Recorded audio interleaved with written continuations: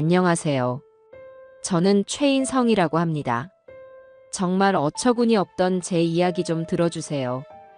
길고 긴 명절 연휴가 시작되는 첫날 아침이었어요.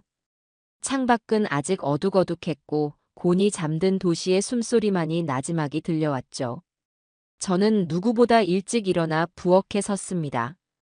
평생 공장에서 기계 만지는 일을 해왔던 투박한 손이지만 이맘때가 되면 돌아가신 어머니와 아내에게 어깨너머로 배웠던 솜씨를 발휘하곤 해요. 며느리가 고생하는 게 싫어서 명절 음식은 제가 전부 도맡아 한 지 벌써 10년이 넘었네요. 허허, 올해도 기름 냄새 한번 진하게 풍겨보는구만. 혼잣말을 하며 부엌 한쪽에 쌓아둔 재료들을 보니 절로 미소가 지어졌습니다. 손녀가 좋아하는 동그랑땡이며 아들 녀석이 그나마 집어먹는 잡채, 그리고 조상님께 올릴 삼색나물까지. 하나하나 정성을 다해 준비하는 이 시간이 저는 참 좋습니다. 치익, 기름 두른 프라이팬 위로 전 부치는 소리가 경쾌하게 울려 퍼지고 곧이어 고소한 냄새가 온 집안을 가득 채웠어요. 간장이며 설탕을 듬뿍 넣고 조리는 갈비찜 냄새까지 더해지니 비로소 명절이 시작된다는 게 실감이 났죠. 오전 9시가 조금 넘었을까 현관 비밀번호 누르는 소리와 함께 문이 열렸습니다. 할아버지, 저희 왔어요. 제 손녀인 유나의 목소리였어요. 저는 얼른 손을 닦고 현관으로 향했습니다. 오냐, 우리 강아지. 어서 오너라. 유나는 제 품에 와락 안겼고 저는 아이의 등을 토닥이며 웃음을 터뜨렸습니다. 그 뒤로 며느리인 정미가 양손 가득 과일 상자를 들고 서 있었죠. 아버님, 일찍부터 고생 많으셨죠. 이건 제가 좀 도울게요. 아니다, 거의 다 끝났으니 너는 유나랑 좀 놀아주거라. 오는 길에 차는 안 막히더냐? 연휴 첫날이라 그런지 생각보다 괜찮았어요, 아버님. 정민은 늘 그렇게 상냥하고 예의가 발랐어요. 하지만 그 애의 얼굴에는 어딘지 모르게 그늘이 져 있었죠. 남편이라는 작자 때문에 속이 까맣게 타들어가고 있다는 걸 제가 어찌 모르겠습니까? 마지막으로 들어서는 아들놈, 최두식의 얼굴을 보니 애써 피어났던 웃음이 절로 쏙 들어가더군요. 그 녀석은 빈손으로 어슬렁거리며 들어와서는 소파에 몸부터 털썩 던졌습니다. 아이고, 피곤해 죽겠네. 뭔 놈의 연휴는 사람 잡으려고 있는 건가. 그 모습에 정미가 조심스럽게 말했어요. 여보, 그래도 아버님 뵙자마자 그게 무슨 말이에요. 아, 됐어. 뭘 또 훈계질이야. 아버지, 저 물 좀 줘요. 지가 직접 가져다 마시면 될 것을 일은 넘은 아비에게 물 심부름을 시키는 꼴이라니. 속에서 천불이 났지만 좋은 날에 굳이 시작부터 언성을 높이고 싶지는 않았어요. 저는 말없이 냉장고에서 찬물을 꺼내 녀석 앞에 놓아주었습니다. 자, 다들 고생했으니 일단 아침부터 먹자꾸나. 상 차릴 테니 좀 거들 거라. 제 말에 정미와 유나가 벌떡 일어나 제 옆에 붙었습니다. 하지만 두식은 소파에 누운 채 스마트폰만 들여다볼 뿐 미동도 하지 않았죠. 금세 푸짐한 명절 아침상이 차려졌습니다.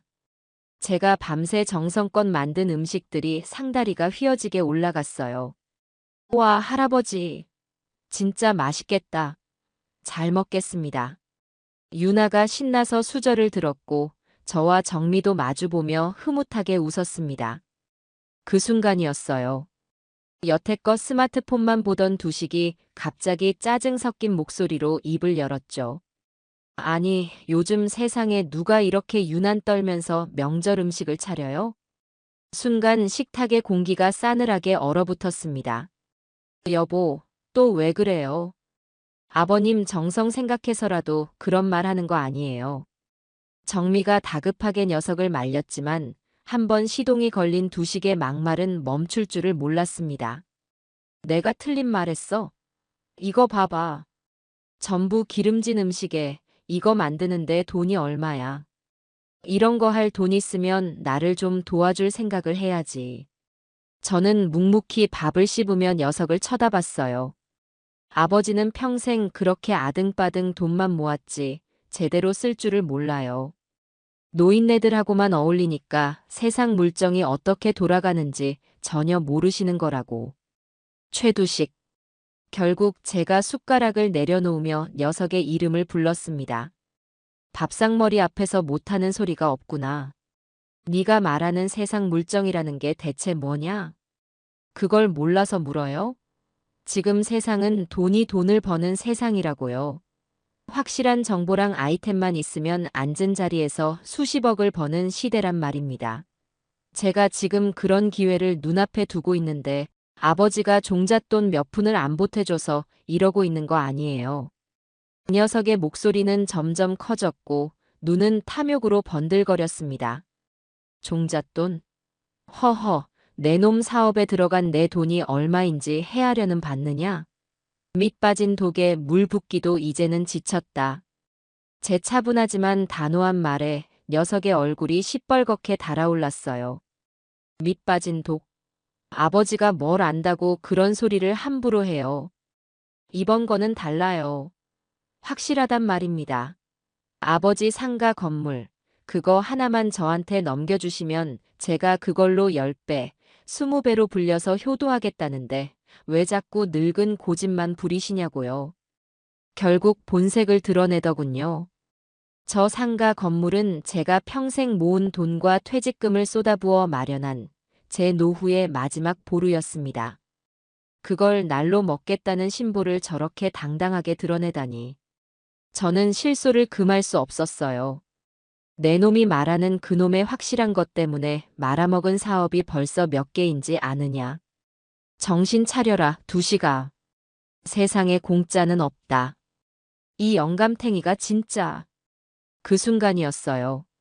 소파에서 벌떡 일어난 두식이 그대로 밥상으로 달려들었습니다. 그리고는 온 힘을 다해 밥상을 발로 걷어차 버렸죠. 쾅 하는 굉음과 함께 제가 밤새 만든 음식들이, 그릇들이, 수저들이 공중으로 날아올랐다가 바닥으로 처참하게 떨어져 내렸습니다. 김이 모락모락 나던 갈비찜 국물이 사방으로 튀고 동그랑땡과 잡채가 더러운 바닥을 뒹굴었어요. 유나는 놀라서 비명을 지르며 울음을 터뜨렸고 정민은 새하얗게 질린 얼굴로 입을 틀어막았습니다. 저는 그 순간 머릿속에 무언가가 툭 하고 끊어지는 것을 느꼈어요. 분노보다 먼저 찾아온 것은 서늘한 결심이었습니다. 더 이상은 안 된다. 이놈은 내 자식이 아니라 내 집에 들어온 강도다. 저는 천천히 자리에서 일어났습니다. 그리고 망연자실하게 서 있는 두식의 멱살을 우악스럽게 움켜쥐었죠. 너 지금 뭐 하는 짓이야? 이거 안 나? 닥쳐라. 제 목소리는 얼음장처럼 차가웠습니다. 제 안에서 무언가 단단히 결심이 섰다는 것을 녀석도 느꼈는지 순간 버둥거림을 멈추더군요. 저는 녀석의 멱살을 쥔 채 질질 끌고 현관으로 향했습니다. 아버지, 왜 이래요? 놓으라고. 오늘부로 너는 내 아들이 아니다. 그리고 나도 네 애비가 아니다. 뭐라고? 이 노인네가 진짜 돌았나? 저는 현관문을 열고 녀석을 집 밖으로 내동댕이 쳤습니다. 쿵 소리를 내며 복도 바닥에 나뒹구는 꼴이 참으로 한심했죠. 다시는 이 집에 발 들릴 생각하지 마라. 한 번만 더 내 눈에 띄면 그땐 네 다리 몽둥이를 부러뜨릴 줄 알아라. 저는 문을 닫고 도어락까지 잠가버렸습니다. 문 밖에서 녀석이 고래고래 악을 쓰며 문을 두드리는 소리가 들렸지만 저는 돌아보지도 않았어요. 거실로 돌아오니 정미가 울고 있는 유나를 달래며 어쩔 줄 몰라 하고 있었습니다. 엉망이 된 거실 바닥은 제 마음처럼 처참했죠. 저는 그런 며느리와 손녀에게 최대한 아무렇지 않은 목소리로 말했습니다. 정미야, 유나야. 놀라게 해서 미안하다. 일단 저놈은 신경 쓰지 말고 들어와서 밥부터 먹자꾸나. 치우는 건 나중에 하면 된다. 제 말에 정민은 더 크게 울음을 터뜨렸지만 저는 묵묵히 바닥에 떨어진 숟가락 하나를 주워들었습니다. 길고 긴 싸움이 시작되었음을 직감하면서 말이죠. 그 난리가 있고 난 다음 날이었어요. 저는 평소와 다름없이 새벽에 일어나 동네를 한 바퀴 돌고 왔습니다. 어제 있었던 소란이 마치 꿈처럼 느껴졌지만 거실 한쪽에 쌓아둔 쓰레기 봉투가 현실임을 상기시켜 주더군요. 아침을 간단히 챙겨 먹고 거실에 앉아 신문을 읽고 있는데 현관문 너머에서 시끄러운 소리가 들려왔습니다. 딩동, 딩동. 초인종을 누르다 못해 문을 쾅쾅 두드리는 소리까지 났죠. 인터폰 화면을 보니 역시나 최두식 그놈이었습니다. 아버지, 문 좀 열어봐요. 얘기 좀 하자고요.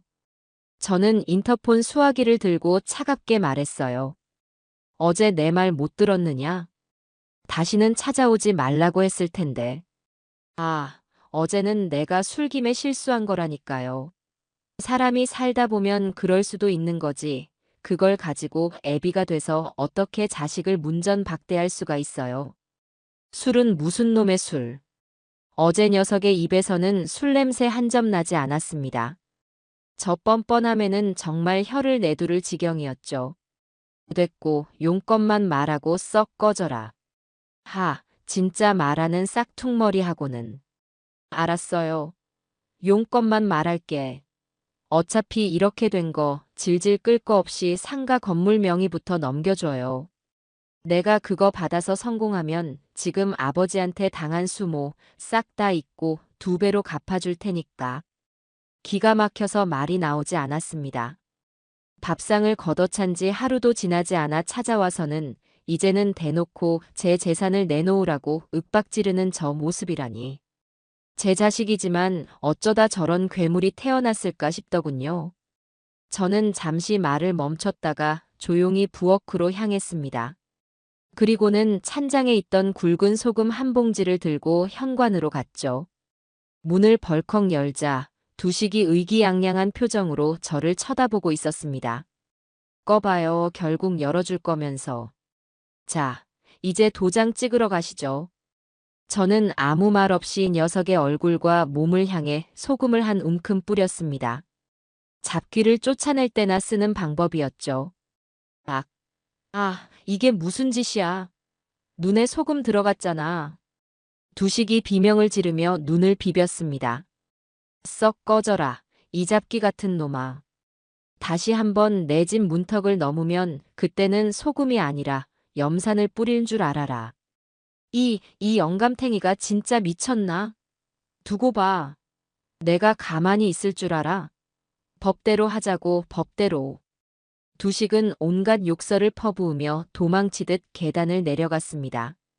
저는 녀석의 모습이 완전히 사라질 때까지 차가운 눈으로 지켜보다가 소금기 하나 남지 않도록 현관 앞을 깨끗하게 쓸어냈습니다. 그날 저녁이었어요.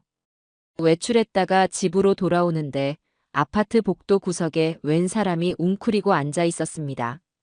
가까이 다가가 보니 며느리 정미였죠. 그 녀석은 저를 보자마자 벌떡 일어나더니 제 앞에 털썩 무릎을 꿇었습니다. 아버님, 제가 대신 사죄드릴게요. 정말 죄송합니다. 정미의 두 눈은 퉁퉁 부어 있었고 목소리는 형편없이 잠겨 있었어요. 일어나거라. 왜 네가 무릎을 꿇는 것이냐? 아니에요, 아버님.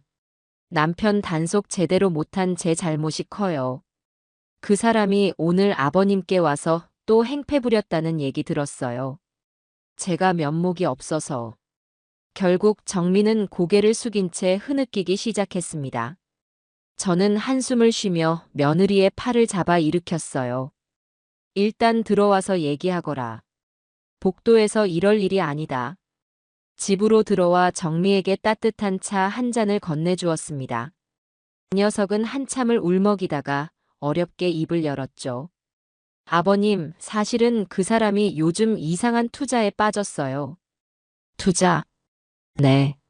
무슨 기획 부동산이라고 하는데 거기에 전 재산을 다 쏟아붓고 심지어 여기저기서 거액의 빚까지 끌어다 쓴 것 같아요. 매일 밤 빚 독촉 전화에 시달리고 있어요, 아버님. 정미의 말에 저는 그제야 두식이 왜 저렇게 무리수를 두는지 알 수 있었습니다. 또 사기를 당하고 있었던 게지요. 그래서 내 상가 건물을 담보로 잡히거나 팔아서 그 구멍을 메우려는 것이구나. 네, 아마도요. 이것만 성공하면 인생 역전이라는 말을 입에 달고 살아요. 제가 아무리 말려도 듣지를 않아요. 오히려 저한테 손찌검까지 하려고 하고. 정민은 말끝을 흐리며 떨리는 손으로 찻잔을 붙들었습니다. 그 가녀린 어깨가 얼마나 무거웠을까 생각하니 아들놈에 대한 분노가 다시금 치밀어 올랐죠. 너는 다 알고 있었으면서 왜 나한테 진작 이야기하지 않았느냐? 죄송해요, 아버님. 그래도 자기 남편이라고 어떻게든 제가 막아보려고 했어요. 아버님께 걱정 끼쳐드리고 싶지 않았고요. 그런데 이제는 제 힘으로는 도저히 감당이 안 돼요.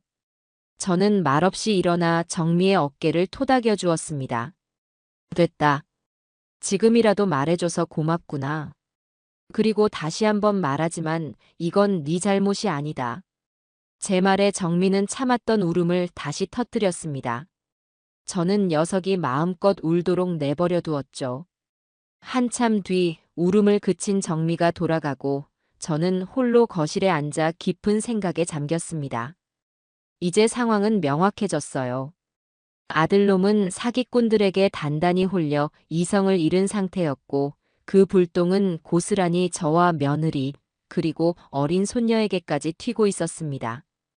단순히 아들을 훈계하고 내치는 것만으로는 이 문제를 해결할 수 없다는 걸 깨달았죠. 내 재산을 지키는 것은 물론이고 저 어리석은 아들놈의 인생과 며느리, 손녀의 인생까지 구렁텅이에서 건져내야 했습니다. 그러려면 저부터 정신을 똑바로 차리고 아주 치밀하게 움직여야 했어요.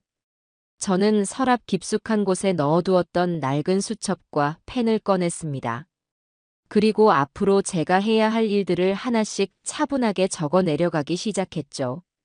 다음 날 아침, 저는 평소보다 일찍 집을 나섰습니다. 목적지는 제가 평생을 거래해온 주거래 은행이었죠. 어젯밤 며느리 정미의 이야기를 듣고 난 후 가장 먼저 확인해야 할 것이 바로 제 금융 상태였습니다. 혹시나 하는 불안감이 마음 한구석에서 스멀스멀 피어올랐지만 애써 태어난 척 은행 안으로 들어섰어요. 다행히 이른 아침이라 은행은 한산했습니다. 어르신, 어서 오십시오. 무엇을 도와드릴까요? 늘 보던 익숙한 얼굴의 박 지점장이 저를 알아보고 반갑게 맞아주었습니다. 아, 박 지점장. 수고가 많구려. 다른 게 아니고 내 계좌들 거래 내역을 전체적으로 한번 쭉 확인해보고 싶어서 왔소. 네, 알겠습니다. 이쪽으로 앉으시죠. 저는 지점장실로 안내받아 푹신한 소파에 앉았습니다. 박 지점장은 제 신분증을 받아들고는 능숙하게 컴퓨터를 조작하기 시작했죠. 예금, 적금, 펀드까지 전부 다 이상 없이 잘 유지되고 있습니다, 어르신. 수익률도 나쁘지 않고요. 박 지점장의 말에 저는 안도의 한숨을 내쉬었습니다. 역시 제 걱정이 기우였나 싶었죠. 그런데 어르신, 지난달에 중도 해지하신 정기예금은 괜찮으신 겁니까?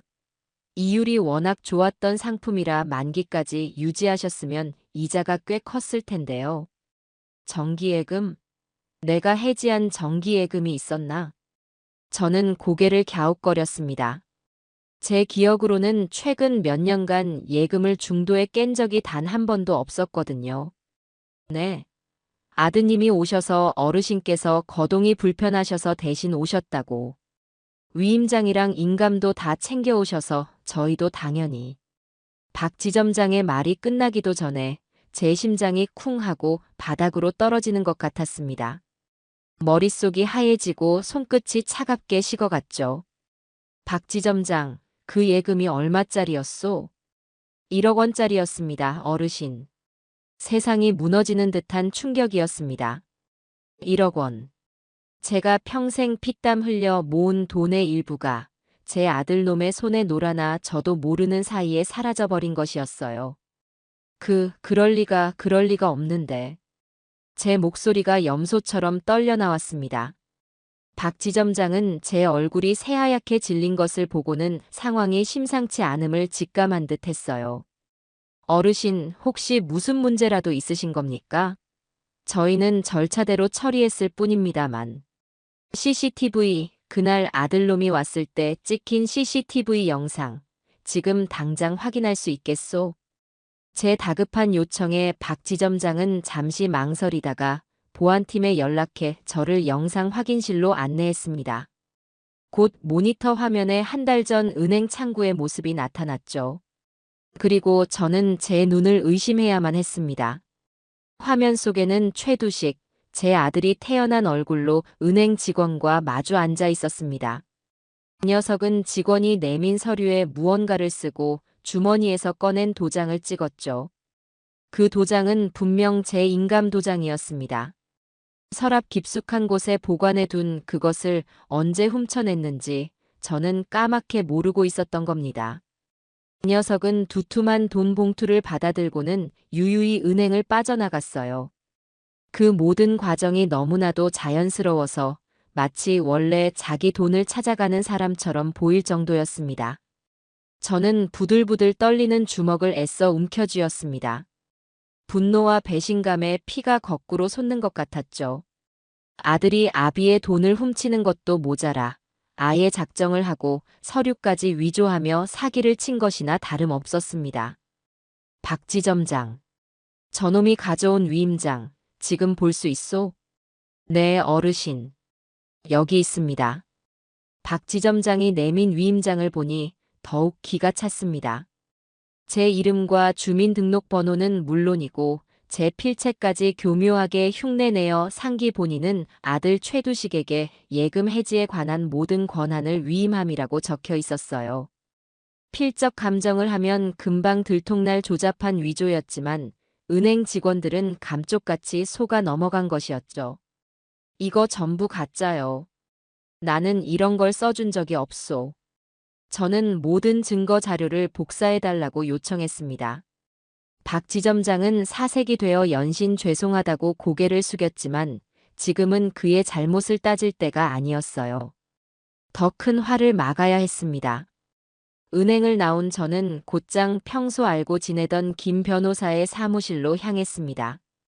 김 변호사는 제 이야기를 묵묵히 듣고 제가 내민 증거 서류들을 꼼꼼히 검토하더군요. 어르신, 이건 명백한 사문서 위조 및 동행사, 그리고 절도죄에 해당합니다. 친자식이라고 해도 절대 용납될 수 없는 중범죄입니다. 그럼 저놈을 당장 고소할 수 있다는 말이오? 물론입니다. 어르신께서 원하신다면 오늘 당장이라도 고소장을 접수할 수 있습니다. 증거가 워낙 명백해서 아드님은 처벌을 피하기 어려울 겁니다. 김 변호사의 단호한 말에 저는 잠시 눈을 감았습니다. 제 손으로 아들을 범죄자로 만들고 싶지는 않았어요. 하지만 이대로 두었다가는 녀석이 더 큰 죄를 짓고 정말 돌이킬 수 없는 나락으로 떨어질 것만 같았습니다. 일단 고소는 잠시 보류하겠소. 하지만 이 서류들은 잘 가지고 있다가 내가 필요할 때 언제든 쓸 수 있도록 준비해 주시오. 알겠습니다, 어르신. 하지만 너무 오래 망설이시면 안 됩니다. 알고 있소. 변호사 사무실을 나오니 차가운 가을바람이 얼굴을 스쳤습니다. 저는 결심했어요. 아들놈에게 마지막 기회를 한 번은 주기로. 하지만 그 기회를 제 발로 걷어찬다면 그때는 법의 심판을 받게 하리라고. 제 손으로 직접 녀석의 썩어빠진 정신을 바로잡아 주리라고 말입니다. 아들이 제 돈에 손을 댔다는 사실을 알게 된 후 며칠 동안 저는 놈에게서 연락이 오기를 기다렸습니다. 스스로 잘못을 뉘우치고 용서를 구하러 오지는 않을까 신락 같은 기대를 했던 게지요. 하지만 제 기대는 여지없이 박살이 났습니다. 이 녀석은 오히려 더 대담하고 폭력적인 방법으로 저를 압박해오기 시작했어요. 그날은 제가 매일같이 나가는 노인복지관에서 동네 친구들과 함께 장기를 두고 있던 날이었습니다. 한참을 훈수를 두며 웃고 떠들고 있는데 복지관 문이 거칠게 열리더니 최두식, 그놈이 씩씩거리며 들어섰습니다. 아버지, 여기서 아주 신선노름하고 계셨네. 이 녀석의 고함에 복지관 안에 있던 모든 사람들의 시선이 제게로 쏠렸습니다.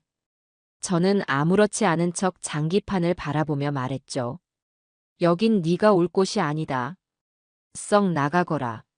나가. 하. 내가 그냥 나갈 것 같아? 아버지가 내 전화를 다 씹으니까 내가 여기까지 찾아온 거 아니에요. 두식은 성큼성큼 제 앞으로 다가와서는 우리가 두던 장기판을 손으로 쳐서 엎어버렸습니다. 와르르, 장기알들이 바닥으로 쏟아지며 요란한 소리를 냈죠. 주변에 있던 친구들이 깜짝 놀라며 녀석을 말렸습니다.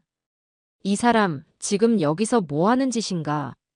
어르신들께 예의 없게 이게 무슨 행동이야? 하지만 두식은 눈 하나 깜짝하지 않고 저를 노려보며 소리쳤습니다. 다들 비켜요. 이건 우리 집안 일이니까. 아버지, 똑똑히 들어요. 좋은 말로 할 때 돈 내놔. 상가 건물 못 주겠으면 현금이라도 당장 내놓으라고. 안 그러면 내가 아버지 치매 걸려서 정신 오락가락한다고 동네방네 소문내고 법원에 성년후견인 신청해서 아버지 재산 내가 다 관리해버린 테니까. 알아들어? 기가 막힌 협박이었습니다. 멀쩡한 아비를 정신병자로 몰아서 재산을 빼앗겠다는 저 패륜적인 발상에 친구들은 물론이고 복지관 직원들까지 경악을 금치 못했죠. 하지만 저는 조금도 동요하지 않았습니다. 오히려 이런 상황을 예상했다는 듯 침착하게 자리에서 일어났어요. 허허, 여기 미친놈이 하나 와서 헛소리를 하고 있구만. 저는 주변 사람들을 둘러보며 태연하게 말했습니다. 여러분, 죄송하게 됐습니다. 제가 아는 사람이 아니고 어디서 떠돌던 미친놈이 저를 자기 아버지라고 착각하고 와서 행패를 부리는 모양입니다. 제 말에 두식의 얼굴이 새빨개졌습니다. 뭐라고? 미친놈. 아버지가 지금 나더러 미친놈이라고 했어. 그럼 미친놈이지 제정신인 놈이 어찌 이런 곳에 와서 행패를 부리겠느냐. 김 선생, 미안하지만 경찰에 좀 신고해주게. 웬 미친놈이 와서 영업방해를 한다고 말이야. 제 말에 친구 한 명이 정말로 스마트폰을 들어 경찰에 전화하는 신용을 하자 두식은 당황한 기색이 역력했습니다. 아니. 왜 경찰을 불러? 이거나요. 내가 갈게. 가면 되잖아. 이 녀석은 사람들의 손가락질을 받으며 꽁무니를 빼듯 복지관을 뛰쳐나갔습니다. 그 추악한 뒷모습을 보며 저는 씁쓸한 미소를 지었죠. 친구들이 다가와 괜찮냐고 물었지만 저는 그저 말없이 흩어진 장기알들을 주워 담을 뿐이었습니다. 제 마음도 저 장기알처럼 산산조각 나 흩어져 버린 것 같았어요. 그날 밤 저는 잠을 이룰 수가 없었습니다. 아들이라는 존재가 이제는 공포스럽기까지 했죠. 언제 어디서 또 무슨 짓을 저지를지 모른다는 생각에 불안했습니다. 한참을 뒤척이는데 휴대전화가 짧게 울렸습니다. 며느리 정미에게서 온 문자 메시지였어요. 아버님 주무세요? 드릴 말씀이 있는데 지금 잠깐 댁 앞으로 나가실 수 있으세요? 저는 곧장 옷을 챙겨 입고 밖으로 나갔습니다. 아파트 단지 안 어두운 벤치에 정미가 고개를 푹 숙인 채 앉아 있었습니다. 무슨 일이냐? 이 밤중에. 아버님, 오늘 복지관에서 있었던 일 다른 분께 전해 들었어요. 정말 죄송합니다. 그 사람이 그렇게까지 할 줄은. 됐다. 네가 죄송할 일이 뭐 있겠느냐? 아니에요. 그래서 더는 안 되겠다는 생각에 아버님을 찾아왔어요. 정민은 무언가 결심한 듯 떨리는 손으로 가방에서 서류 봉투 하나를 꺼내 저에게 건넸습니다. 이게 뭐냐? 그 사람 남편 서재를 정리하다가 우연히 발견했어요. 그 사기꾼들하고 주고받은 계약서 사본인 것 같아요. 여기 보시면 기획부동산 투자 약정서라고. 저는 봉투를 열어 서류를 확인했습니다. 조잡하게 만들어진 서류에는 개발 가능성이 전혀 없는 쓸모없는 임야를 평당 수십 배의 가격으로 매입한다는 허무맹랑한 내용이 적혀 있었죠. 그리고 투자자 이름에는 최두식, 바로 제 아들의 이름이 선명하게 적혀 있었습니다. 아버님, 제가 그 사람 통화하는 걸 우연히 엿들었어요. 내일 저녁에 그 사기꾼들을 만나서 추가로 돈을 건네기로 한 것 같아요. 아마 아버님 상가 건물을 어떻게든 처분해서 남은 돈을 마련하려는 심산인 것 같아요. 막아야 해요, 아버님. 결정적인 정보였습니다. 놈들의 소굴과 접선 시간을 알게 된 것이죠. 저는 주먹에 힘을 주었습니다. 이제 모든 조각이 맞춰졌어요. 그래, 막아야지. 아주 뿌리까지 뽑아버려야지. 제 눈빛이 차갑게 빛나는 것을 보았는지 정미가 걱정스러운 얼굴로 저를 바라보았습니다. 아버님, 너무 무리는 하지 마세요. 걱정 마라. 나 평생 허투루 살아오지 않았다. 저런 하수보다 못한 사기꾼들한테 내 인생을 통째로 내줄 만큼 어리석지 않으니까. 오히려 아주 좋은 기회다. 뱀굴에 들어가 뱀의 목을 칠 수 있는. 저는 며느리를 안심시켜 집으로 돌려보냈습니다.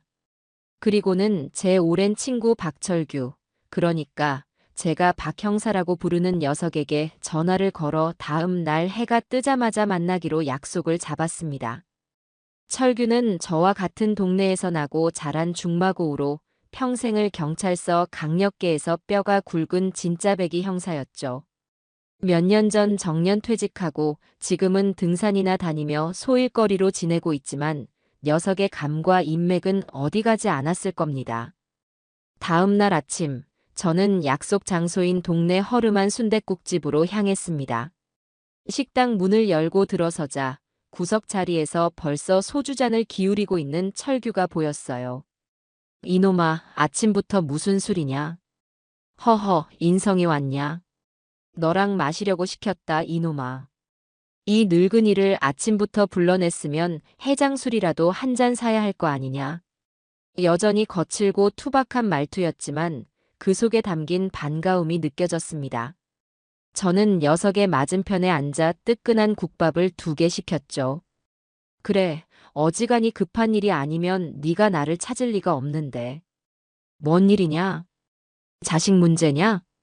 철규는 단번에 핵심을 짚었습니다. 하긴 제 속을 저놈만큼 훤히 아는 친구도 없겠지요. 그래. 내 속 썩이는 그놈 최두식이 얘기다.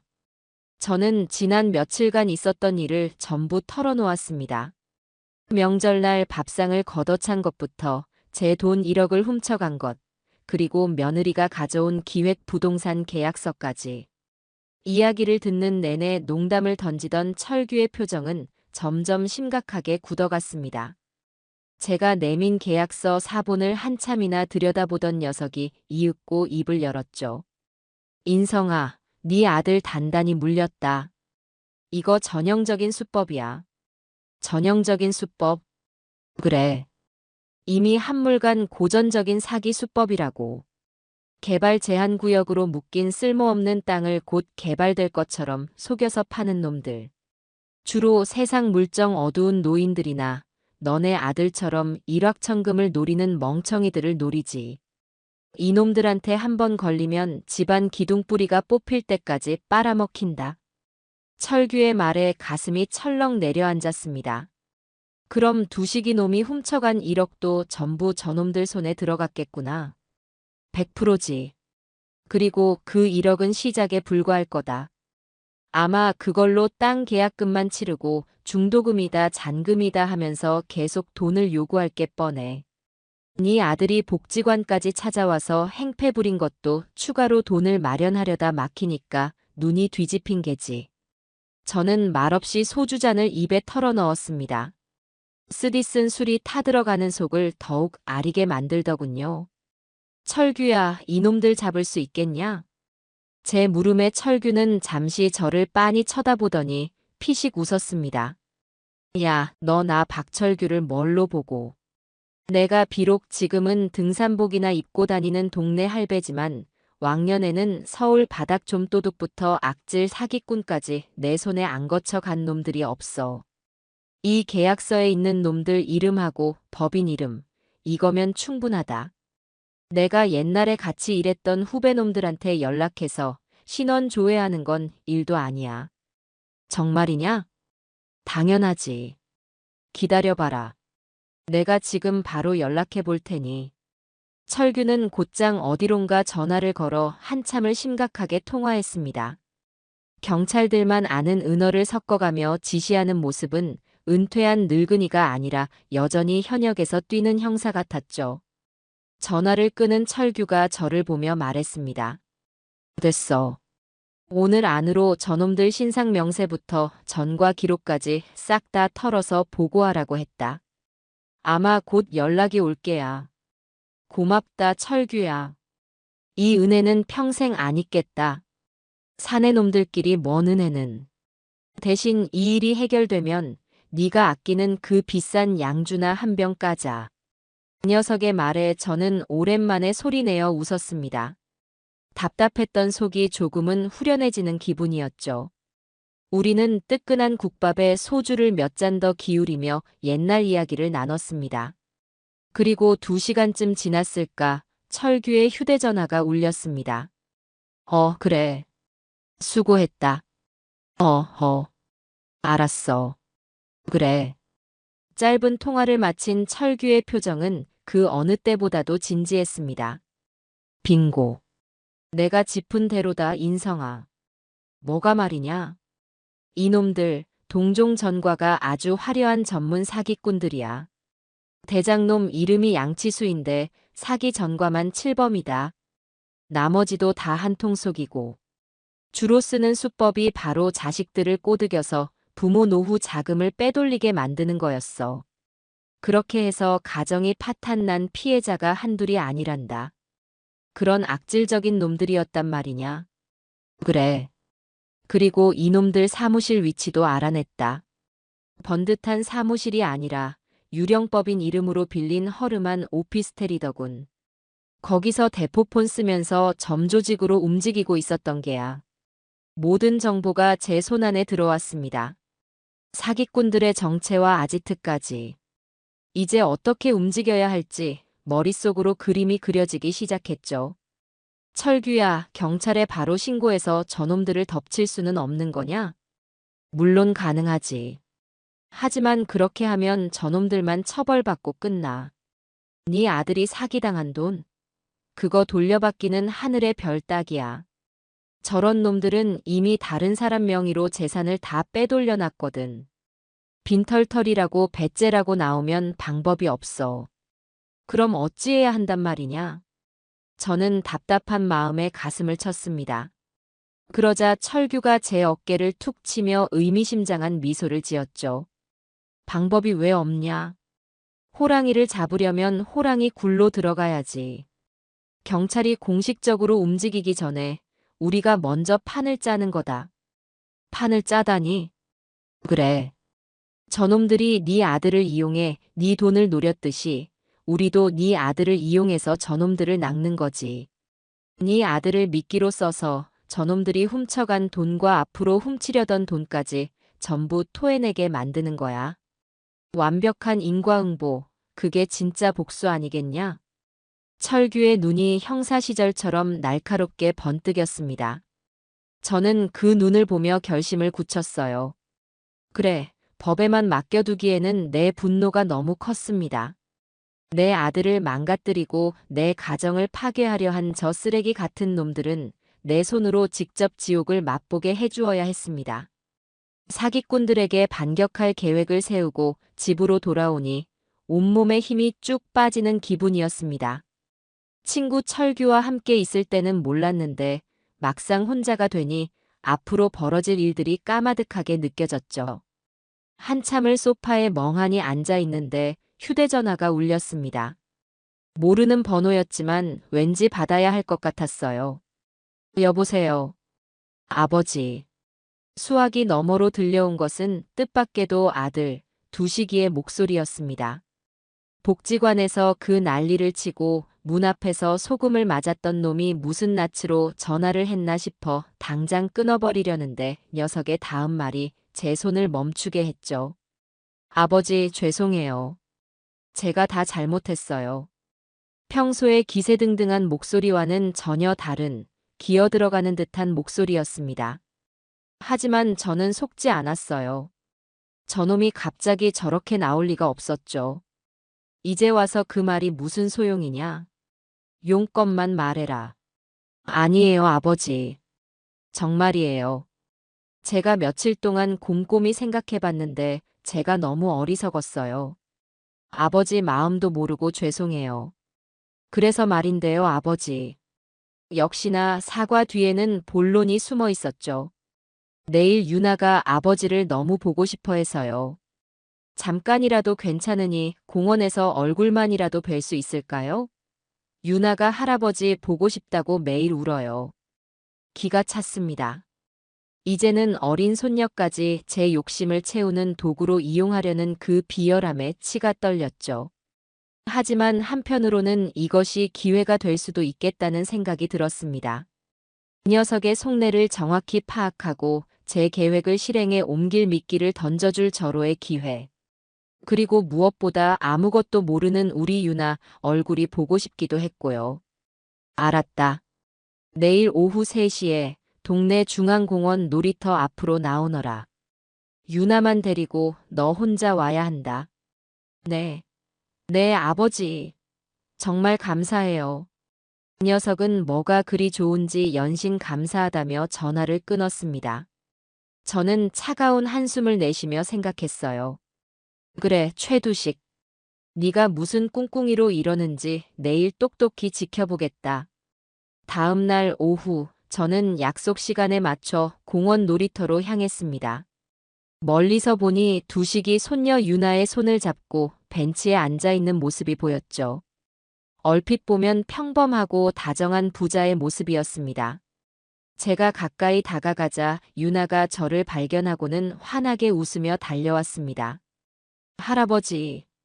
오냐, 우리 유나. 잘 있었느냐? 저는 유나를 번쩍 안아들었습니다. 아이의 품에서는 좋은 냄새가 났고 그 순수한 온기에 제 마음도 잠시 누그러지는 듯 했어요. 그때 두식이 제 앞으로 다가와 어색하게 고개를 숙였습니다. 아버지, 오셨어요. 저는 녀석을 쳐다보지도 않고 유나에게 말했습니다.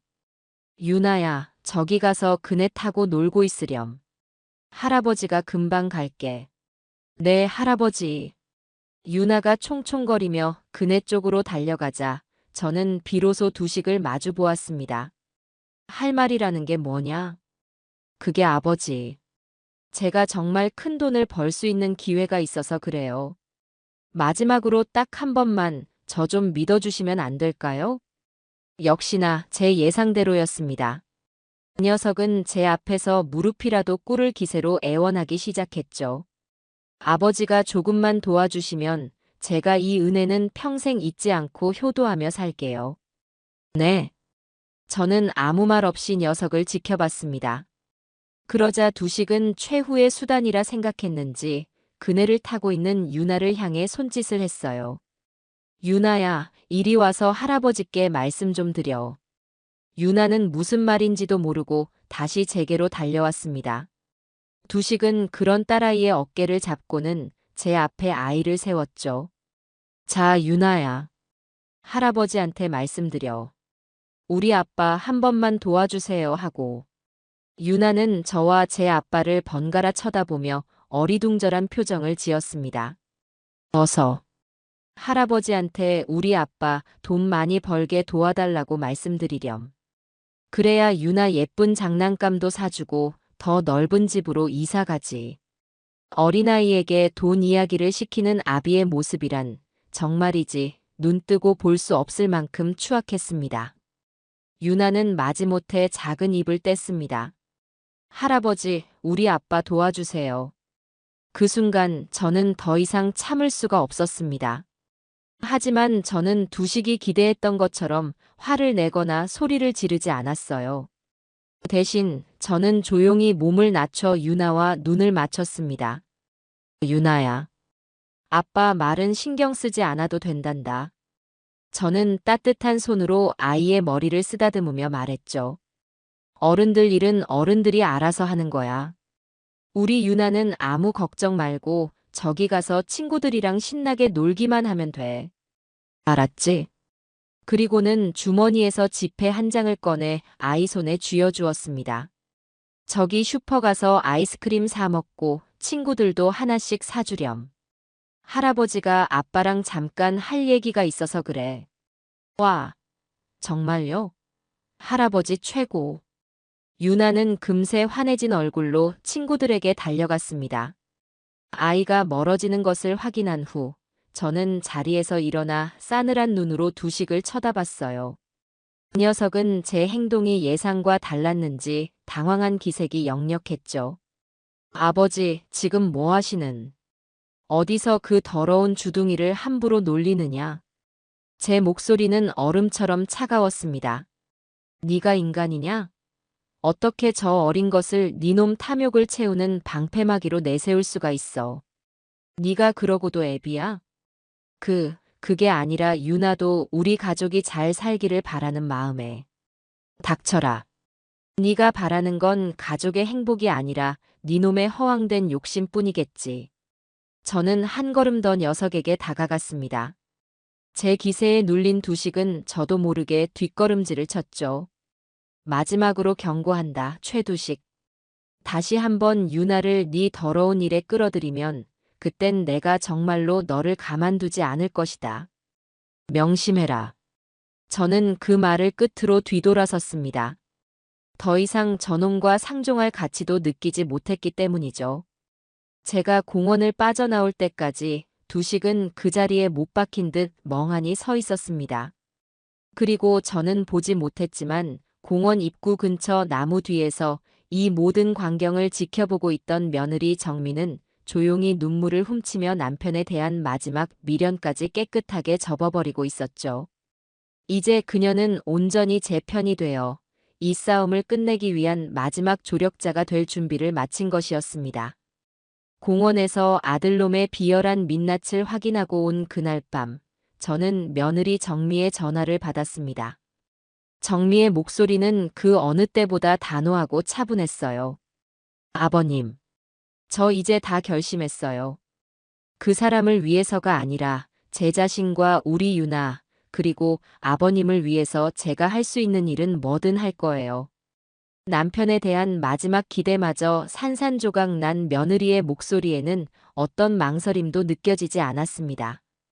저는 그런 정미의 용기에 힘을 얻었죠. 그래, 잘 생각했다. 그래서 내가 무얼 도와주면 되겠느냐? 그 사람이 내일 저녁에 사기꾼들을 만나러 가요. 아마 추가 투자금을 건네주기로 한 것 같아요. 제가 그 장소와 시간을 정확히 알아내서 알려드릴게요. 그리고 그 사람 차 블랙박스랑 통화 녹음 파일, 제가 어떻게든 확보해 볼게요. 분명 결정적인 증거가 남아있을 거예요. 위험한 일이다. 혹시라도 들키기라도 하면. 괜찮아요, 아버님. 그 사람은 지금 돈에 눈이 멀어서 제가 뭘 하든 신경도 안 써요. 저도 이제 더 이상 당하고만 있지는 않을 거예요. 정미의 결심은 확고했습니다. 저는 며느리의 안전을 신신당부하며 전화를 끊었죠. 그리고 다음 날 오후 정미에게서 모든 정보가 담긴 문자가 도착했습니다. 약속 장소는 시내 외곽에 있는 한적한 카페였고 시간은 저녁 8시. 그리고 잠시 후 정미는 남편이 잠든 틈을 타 빼돌린 블랙박스 영상과 통화 녹음 파일이 담긴 USB를 들고 직접 저희 집을 찾아왔습니다.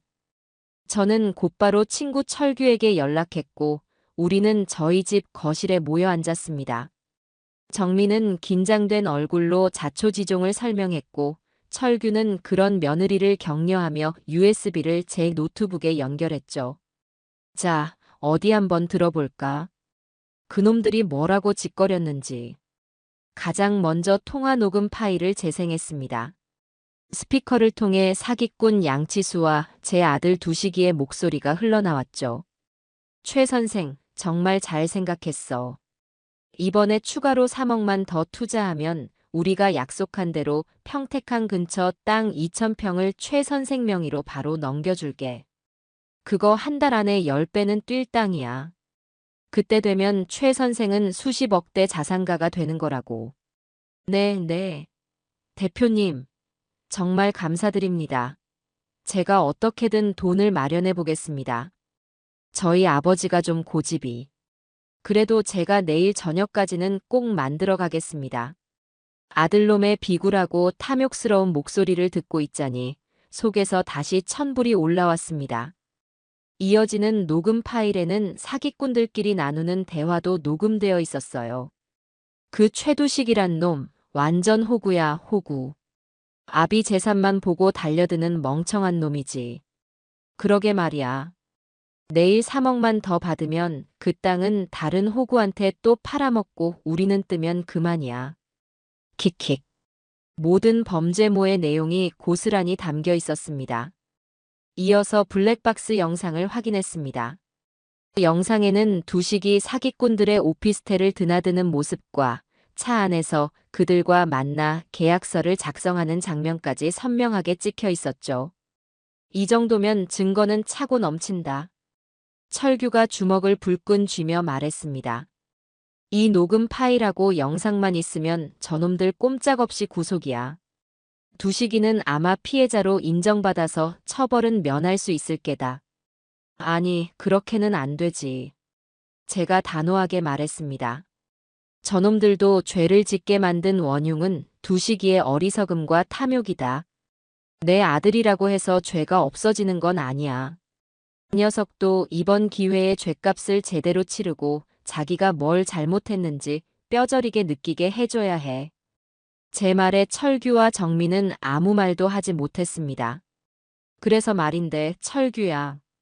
이 증거들을 가지고 우리가 역으로 덫을 놓는 거다. 덫이라니? 저는 제가 밤새 구상했던 계획을 두 사람에게 설명하기 시작했습니다. 오늘 저녁 두식이가 저놈들을 만나러 갈 때 나도 그 자리에 나가는 거야. 아버님, 위험해요. 정미가 기겁하며 저를 말렸지만 저는 고개를 저었죠. 아니다. 이게 가장 확실한 방법이다. 내가 가서 저놈들 말에 넘어간 척 연기를 하는 거지. 상가 건물을 팔기로 결심했다고. 당장 내일이라도 계약할 수 있으니 계약금을 오늘 이 자리에서 바로 달라고 말이다. 내 말은 사기꾼들한테 오히려 돈을 뜯어내자는 거냐? 철규가 제 의도를 파악하고 물었습니다. 그래. 저놈들은 내 상가 건물이 탐나서라도 분명 미끼를 물 게다. 그리고 저놈들이 내게 계약금을 건네는 그 순간 우리가 들이닥쳐서 현행범으로 체포하는 거야. 사기 미수 현행범으로. 그렇게 되면 저놈들은 빼도 박도 못하게 되는 거지. 제 계획을 들은 철규는 잠시 생각에 잠기더니 이내 무릎을 탁 쳤습니다. 야, 인성아. 너 머리 좋은 건 알았지만 이 정도일 줄은 몰랐다. 그거 아주 기가 막힌 작전인데 내가 아는 후배 형사들한테 미리 연락해서 약속 장소 근처에 잠복시켜 놓으면 게임 끝이야. 그럼 아버님은 정말 괜찮으시겠어요? 정미가 여전히 불안한 얼굴로 물었습니다. 저는 그런 며느리의 손을 꼭 잡아주었죠. 걱정 마라. 내 아들놈이 싸놓은 똥, 이 애비가 직접 치워야지 별 수 있겠느냐. 너는 오늘 밤 아무 일도 없었다는 듯이 집에서 유나만 잘 돌보고 있거라. 나머지는 우리에게 맡기고. 모든 계획이 세워졌습니다. 철규는 곧장 후배 형사들에게 연락해 작전 내용을 공유했고 저는 두식이에게 전화를 걸었습니다. 신호음이 몇 번 울리고 녀석이 전화를 받았죠. 왜요? 잔뜩 경계하는 목소리였습니다. 나다. 다름이 아니고 네가 하도 성화를 부려서 내가 곰곰이 생각을 좀 해봤다. 네가 말한 그 투자라는 거 내가 직접 한번 들어보고 판단해야겠다. 오늘 저녁에 그 사람들 만난다면서? 나도 그 자리에 같이 나가마. 가서 듣고 정말 괜찮은 투자다 싶으면 내 상가 건물 너한테 넘겨주겠다. 제 말에 수화기 너머의 두식은 잠시 숨을 멈춘 듯 했습니다. 이윽고 녀석의 목소리가 흥분으로 떨려왔죠. 저 정말이에요, 아버지. 정말이죠? 그래. 애비가 자식한테 거짓말해서 뭐 하겠느냐. 대신 이게 마지막 기회다. 만약 내 눈에 조금이라도 미심쩍은 구석이 보이면 그땐 국물도 없을 줄 알아라. 네, 네. 걱정 마세요, 아버지. 진짜 확실한 거라니까요. 그럼 저녁 8시에 5호 카페로 오시면 돼요. 제가 기다리고 있을게요. 녀석은 신이 나서 소리치고는 전화를 끊었습니다. 저는 차갑게 식은 전화기를 내려다보며 나지막이 은졸였죠. 그래, 기다리고 있거라. 아주 근사한 선물을 들고 갈 테니. 약속 시간이 다가오자 저는 옷장에서 가장 좋은 양복을 꺼내 입었습니다. 평생 작업복만 입고 살았던 제게는 어색하기 짝이 없는 옷이었지만 오늘 밤 무대의 주인공이 되려면 이 정도는 차려입어야 했죠. 집을 나서기 전 창밖을 보니 어느새 어둠이 짙게 깔려 있었습니다. 마치 곧 벌어질 거사를 예고하는 듯 했죠. 약속 장소인 카페는 시내 중심가에서 한참 벗어난 외곽에 있었습니다. 낡은 상가 건물 2층에 자리 잡은 그곳은 겉에서 보기에도 손님이 거의 없어 보였어요. 철규와 후배 형사들은 이미 카페 주변에 잠복을 마쳤다는 연락을 해왔습니다. 저는 심호흡을 한번 하고 삐걱거리는 계단을 올라 카페 안으로 들어섰습니다. 카페 안은 예상대로 텅 비어 있었고 가장 구석진 자리에 아들 두식과 웬 남자 2명이 앉아 있었습니다. 한 놈은 번들거리는 머리에 비싼 시계를 찬 딱 봐도 사기꾼 두목인 양치수였고 다른 한 놈은 소문대로 험악한 인상의 떡대였죠. 제가 들어서는 것을 본 두식이 벌떡 일어나며 과장되게 손을 흔들었습니다. 아버지, 여기에요, 여기. 저는 아무렇지 않은 척 그들에게 다가가 자리에 앉았습니다.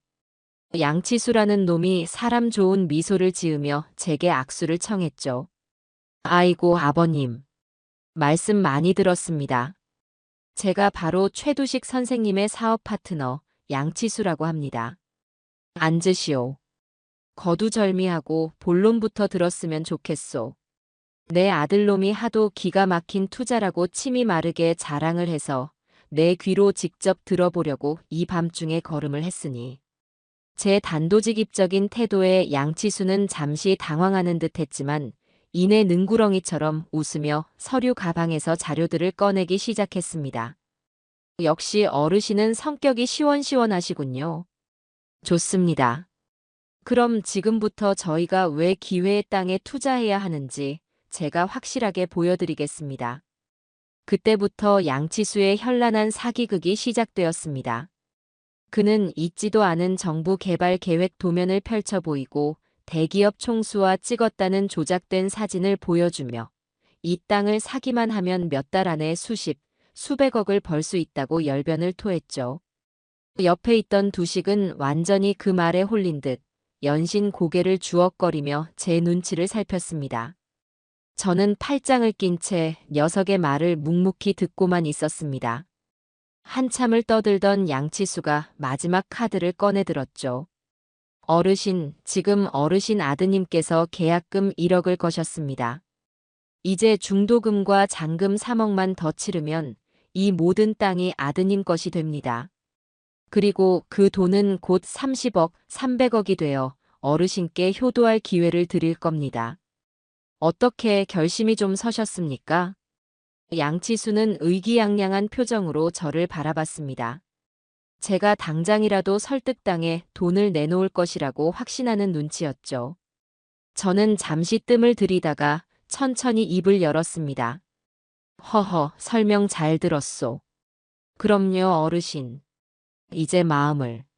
아주 잘 짜인 기가 막힌 사기극이었소. 제 말의 순간 카페 안의 공기가 얼어붙었습니다. 양치수와 떡대의 얼굴에서 미소가 사라졌고 두식은 새파랗게 질린 얼굴로 저를 쳐다봤죠.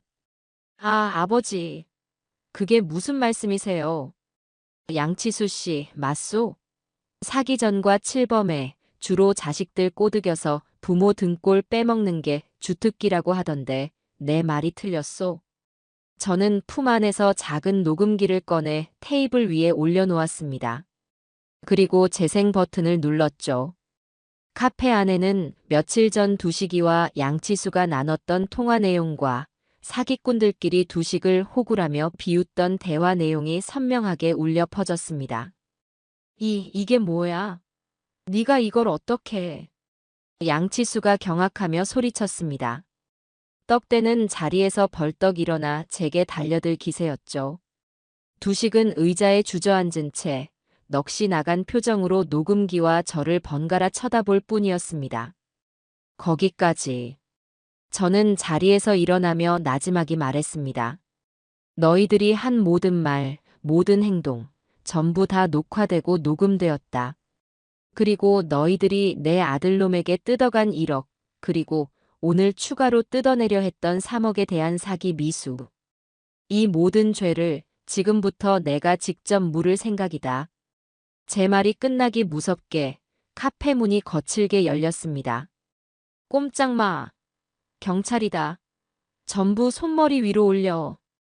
친구 철규를 선두로 잠복해 있던 형사들이 순식간에 카페 안으로 들이닥쳤습니다. 경악하는 양치수와 떡대의 손목에 은색 수갑이 채워지는 것은 순식간이었죠. 이럴 수가 말도 안 돼. 양치수는 믿을 수 없다는 듯 중얼거리며 바닥에 주저앉았습니다.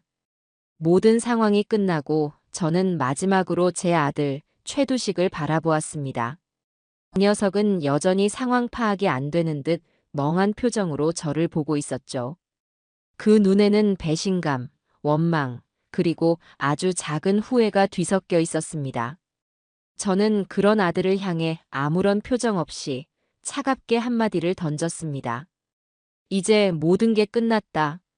사기꾼들이 모두 체포되고 난장판이 된 카페에는 싸늘한 정적만이 감돌았습니다. 저는 제 친구 철규와 잠시 눈인사를 나눈 뒤 경찰서로 향하는 차에 올랐습니다. 참고인 조사를 받기 위해서였죠. 제 아들 두식이도 다른 차에 태워져 경찰서로 연행되었습니다. 그 녀석은 더 이상 사기 사건의 피해자가 아니라 공범 또는 최소한 중요 참고인 신분으로 조사를 받아야 할 처지에 놓인 것이었어요. 경찰서에 도착하니 분위기는 더욱 삼엄했습니다. 저는 박 형사의 후배인 젊은 김 형사와 함께 조용한 진술실로 안내받았습니다. 김 형사는 제게 따뜻한 차를 한 잔 건네며 정중하게 말했죠. 어르신, 오늘 정말 큰일 하셨습니다. 어르신의 용기 있는 판단과 기지 덕분에 저희가 오랫동안 쫓던 전문 사기단을 일망타진할 수 있었습니다. 별 말씀을. 그저 제 집안의 쓰레기를 치웠을 뿐이요. 아닙니다. 그런데 아드님 문제에 대해서는 저희도 참드릴 말씀이 없습니다. 김 형사는 잠시 말을 고르더니 조심스럽게 본론을 꺼냈습니다.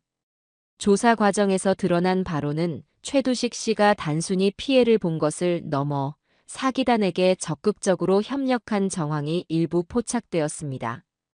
특히 어르신의 재산을 빼돌리기 위해 그들에게 내부 정보를 제공하고 범죄 자금이라는 것을 인지하고도 추가 투자를 유치하려 한 점은 법적으로 불리하게 작용할 수 있습니다. 그래서 저놈도 공범으로 처벌받을 수 있다는 말이요. 최악의 경우 그럴 가능성을 배제할 수는 없습니다. 물론 정상 참작의 여지는 있겠지만 본인의 죄를 정확히 인지하고 수사에 적극적으로 협조하는 태도가 무엇보다 중요할 겁니다. 김 형사의 말을 듣는 동안 제 마음은 복잡하게 요동쳤습니다. 제 손으로 아들을 감옥에 보내고 싶은 아비가 세상에 어디 있겠어요. 하지만 동시에 이번 기회에 녀석의 썩어빠진 근성을 완전히 도려내지 않으면 언젠가 더 큰 괴물이 되어 나타날 것이라는 확신이 들었습니다. 조사를 마치고 나오니 복도 저편에서 두식이가 초췌한 모습으로 조사를 받고 나오는 것이 보였습니다. 녀석은 저를 발견하자마자 달려와 제 바짓가랑이를 붙잡고 늘어졌죠. 아버지, 아버지, 제가 잘못했어요. 제가 진짜 죽을 죄를 지었어요. 제발 저 좀 살려주세요, 네. 제가 여기서 감옥 가면 유나는 어떡하고 정민은 어떡해요. 제가 다 잘못했으니까 한 번만, 딱 한 번만 용서해 주세요. 그 녀석은 어린아이처럼 엉엉 울며 제게 매달렸습니다. 주변에 있던 경찰들이 혀를 차며 그 모습을 지켜봤죠. 저는 그런 아들을 차갑게 내려다보며 말했습니다. 이제 와서 유나와 정미를 팔아먹지 마라. 네가 그 아이들을 진심으로 생각했다면 애초에 이런 짓을 벌이지도 않았을 테니. 아니에요, 아버지. 저는 정말 가족을 위해서 돈 많이 벌어서 행복하게 해주고 싶어서. 닥쳐라. 니놈의 그 더러운 욕심을 가족이라는 이름으로 포장하지 마. 네 죄는 네가 받는 것이다. 그게 세상의 이치야. 저는 녀석의 손을 뿌리치고 돌아섰습니다. 등 뒤로 녀석의 절규가 악에 바친 비명처럼 들려왔지만 저는 단 한 번도 뒤돌아보지 않았죠. 다음 날 저는 김 변호사를 대동하고 다시 경찰서를 찾았습니다. 그리고 제 손으로 직접 아들 최두식에 대한 고소장을 제출했습니다. 죄목은 사문서 위조, 동행사, 그리고 1억 원에 대한 절도였습니다. 고소장을 접수하는 저를 보며 김 형사도 김 변호사도 만류하는 눈치였죠. 어르신, 정말 이렇게까지 하셔야겠습니까? 아드님께서 지금 깊이 뉘우치고 있습니다. 뉘우친다고 해서 지은 죄가 사라지는 것은 아니오. 법의 무서움을 알아야 다시는 같은 죄를 짓지 않겠지. 저는 단호했습니다. 그리고 고소장을 담당 형사에게 건네며 한 가지 조건을 덧붙였어요. 다만 이 고소장의 처리는 잠시 보류해 주시오. 네. 그건 무슨 말씀이십니까? 내 아들 최두식이가 이번 사기 사건 수사에 얼마나 적극적으로 협조하는지 지켜볼 생각이오. 만약 녀석이 자신이 아는 모든 것을 털어놓고 사기꾼 놈들의 숨겨진 재산을 찾는데 결정적인 역할을 한다면 그때 가서 이 고소장을 취하하는 것을 고려해 보겠소. 하지만 만약 조금이라도 꼼수를 부리거나 제 몸살이기에 급급한 모습을 보인다면 나는 한치의 망설임도 없이 저놈을 법의 심판대에 세울 것이오. 그것은 아들놈에게 내리는 제 마지막 시험이자 최후 통첩이었습니다. 제 조건은 곧바로 구치소에 수감된 두식이에게 전달되었습니다. 공범으로 구속될지도 모른다는 공포와 아버지에게 절도죄로 고소까지 당했다는 충격. 그 이중의 압박감 속에서 두식은 결국 무너져 내렸다고 해요. 이 녀석은 그날 이후 밤낮을 가리지 않고 담당 형사를 찾아가 자신이 아는 모든 것을 털어놓기 시작했습니다. 양치수 일당과 나눴던 사소한 대화 하나까지, 그들이 돈을 숨겨두었을 만한 장소에 대한 단서까지. 심지어 그들이 다른 사람들에게 추가로 사기를 치기 위해 준비하고 있던 계획들까지 전부 다 자백했죠. 이 녀석의 진술은 수사의 급물살을 타게 했고 경찰은 양치수 일당이 차명으로 숨겨두었던 수십억 원대의 부동산과 현금 자산을 찾아내 압수할 수 있었습니다. 그야말로 대성공이었죠. 모든 수사가 마무리될 무렵 김 형사가 제게 전화를 걸어왔습니다. 어르신 덕분에 그리고 아드님의 결정적인 협조 덕분에 사건을 성공적으로 마무리할 수 있었습니다. 아마 양치수 일당은 법정 최고형을 면치 못할 겁니다. 두식이는 어떻답니까? 많이 변했습니다. 처음에는 그저 처벌을 피하려는 모습이 역력했는데 조사를 받으면서 자신이 얼마나 어리석었는지, 얼마나 큰 죄를 지었는지 깨달아가는 것 같았습니다. 마지막에는 어르신께 죄송하다는 말만 반복하더군요. 저는 아무 말 없이 수화기를 들고 있었습니다. 아들이 변했다는 말에도 제 마음은 쉬이 풀리지 않았습니다. 이 녀석이 치러야 할 죗값은 아직 끝나지 않았기 때문이었죠. 사건이 검찰로 송치되고 시끄러웠던 폭풍이 어느 정도 잦아들 무렵, 저는 제 인생의 가장 중요한 결정들을 실행에 옮기기 시작했습니다. 더 이상 미룰 수 없는 일들이었죠. 가장 먼저 찾아간 곳은 김 변호사의 사무실이었습니다. 이번에는 고소 때문이 아니라 제 남은 인생과 재산을 정리하기 위해서였어요. 김 변호사, 내 유언장을 새로 작성하고 싶소. 제 말에 김 변호사는 그리 놀라지 않는 눈치였습니다. 네, 어르신. 어떻게 정리해 드릴까요? 내 모든 재산, 부동산과 예금을 포함한 그 모든 것에서 내 아들 최두식의 상속 권리를 완전히 박탈하고 싶소.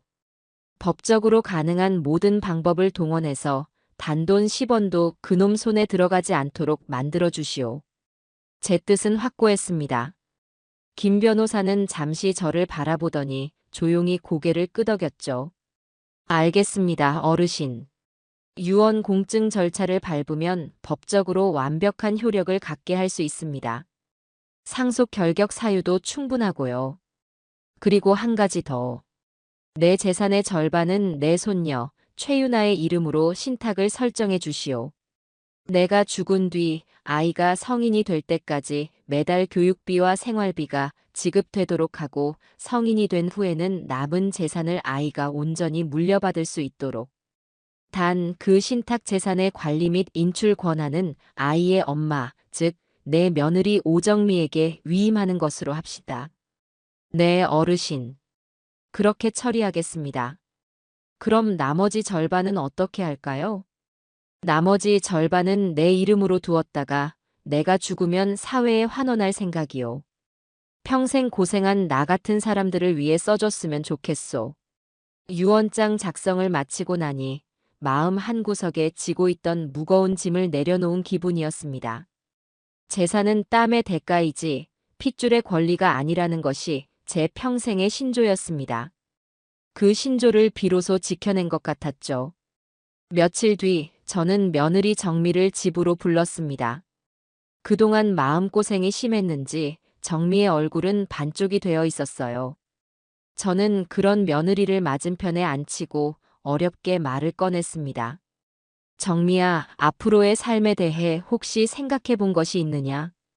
제 물음에 정미는 잠시 입술을 깨물더니 이내 결심한 듯한 표정으로 저를 바라봤습니다.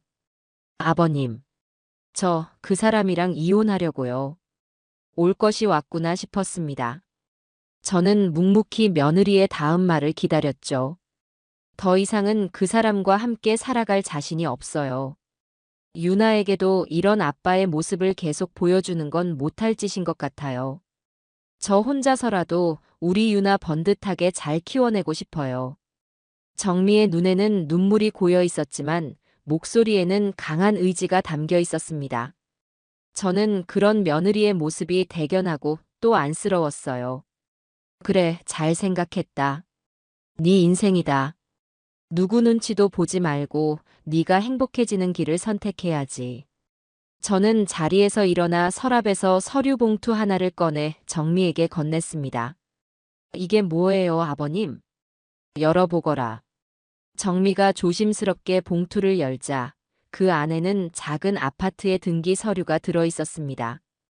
지금 제가 사는 집에서 멀지 않은 곳에 위치한 방 2개짜리 아담한 아파트였죠. 아버님, 이걸 왜 저한테? 너랑 유나가 살 집이다. 두식이가 살던 그 집은 정리해야지. 거기서 좋은 기억도 없지 않으냐? 여기는 비록 작지만 너희 모녀가 마음 편히 새로 시작하기에는 부족함이 없을 게다. 아버님, 저희가 어떻게 이걸? 안 돼요. 받을 수 없어요. 정민은 손사래를 치며 서류를 제게 돌려주려 했습니다. 저는 그런 며느리의 손을 따뜻하게 잡아주며 말했죠. 정미야, 이제 너는 내 며느리가 아니다. 제 말에 정미의 얼굴이 하얗게 굳었습니다. 제가 저를 내치려는 것으로 오해한 것이죠. 저는 부드럽게 웃으며 말을 이었습니다. 오늘부터 너는 내 딸이다. 아비가 딸에게 집 한 채 마련해 주는 게 뭐 그리 대단한 일이겠느냐. 그러니 군말 말고 바꿔라. 이건 내가 내 딸과 손녀에게 주는 선물이다. 아버님. 결국 정민은 참았던 울음을 터뜨리며 제 손을 붙들고 한참을 울었습니다. 그 눈물은 슬픔의 눈물이 아니라 감사와 새로운 희망의 눈물이라는 것을 저는 알 수 있었죠. 며칠 뒤 저는 정미와 유나를 데리고 새로 마련한 아파트로 향했습니다. 아직 가구가 들어오지 않아 텅 빈 집이었지만 창문으로 쏟아져 들어오는 햇살이 집안을 따뜻하게 채우고 있었어요. 와, 할아버지, 여기 우리 집이에요? 진짜 넓고 좋다. 유나는 신이 나서 빈 거실을 이리저리 뛰어다녔습니다. 그 모습을 보던 정민은 눈물을 글썽이며 제게 말했죠. 아버님, 이 은혜를 어떻게 다 갚아야 할지 모르겠어요. 은혜는 무슨?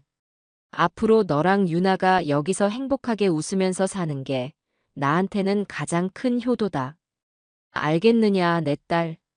네, 아빠. 정미가 처음으로 저를 아빠라고 불렀습니다.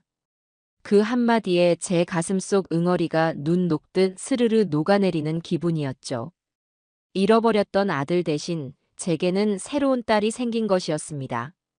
유나가 제게 달려와 안기며 말했어요. 할아버지, 이제 우리 여기서 계속 같이 사는 거예요? 허허, 그럼. 할아버지 집이랑 여기서 아주 가까우니 매일매일 보면서 살자꾸나. 저는 유나를 꼭 껴안았습니다. 텅 빈 집은 우리 세 사람의 웃음소리로 가득 채워졌습니다. 그것은 파괴된 가정의 폐허 위에서 아주 작지만 단단한 희망의 씨앗이 새롭게 싹을 틔우는 순간이었습니다. 시간은 속절없이 흘러 양치수 일당에 대한 법원의 판결이 나오는 날이 되었습니다. 저는 굳이 법정까지 찾아가지는 않았어요. 그들의 비참한 최후를 제 눈으로 직접 확인하며 고소해하고 싶은 마음도 없었고 이미 제 마음속에서는 그들에 대한 심판이 끝났기 때문이었죠. 대신 저는 친구 철규와 동네의 한적한 식당에서 만나기로 했습니다. 그래, 결과는 어떻게 나왔다더냐? 막걸리 잔을 기울이며 제가 묻자 철규가 안주로 나온 두부김치를 입에 넣고 우물거리며 말했습니다. 결과는 뭐 불보듯 뻔했지. 주범 양치수는 괘씸죄까지 더해져서 징역 12년. 나머지 공범들도 각각 7년에서 8년씩 중형을 선고받았어. 아마 한동안은 저놈들 낯짝 세상 구경하기 힘들 게다. 12년이라. 어때, 시원하냐? 네 아들 진술이 결정적이었다더군. 이 녀석이 사기꾼들의 범죄 수법부터 은닉 재산의 위치까지 아주 상세하게 진술하는 바람에 검사가 구형한 형량보다 더 높게 나왔다고 해. 판사가 죄질이 아주 불량하고 반성의 기미가 없다며 노발대발했다더구나. 철규는 통쾌하다는 듯 웃었지만 저는 그저 묵묵히 막걸리만 마실 뿐이었습니다. 아들의 협조가 사기꾼들을 단죄하는 데 결정적인 역할을 했다는 사실이 한편으로는 다행스러우면서도 다른 한편으로는 마음을 무겁게 짓눌렀죠. 그리고 이거. 오늘 은행에서 연락이 왔다면서. 철규가 다른 이야기를 꺼냈습니다. 오전에 은행 박 지점장에게서 연락이 왔었어요. 경찰이 양치수 일당의 범죄 수익금을 환수하는 과정에서 제가 사기당했던 1억 원 중 일부를 돌려받을 수 있게 되었다는 소식이었습니다. 그래, 들었네. 1억 중에 7천만 원 정도를 되찾게 되었다더군. 이야, 그거 대단하네. 보통 사기 사건은 돈 돌려받기가 거의 불가능한데 이건 네 아들이 놈들 재산 숨겨둔 곳을 정확히 풀어서 가능한 일이었어. 이것 봐, 결과적으로는 네 아들이 네 돈을 다시 찾아준 셈 아니냐? 그런 셈인가? 그래, 임마. 그러니 너무 자책하지 마라. 네가 아들을 아주 강한 방법으로 교육시킨 거고 그 교육이 결과적으로는 성공한 셈이니까.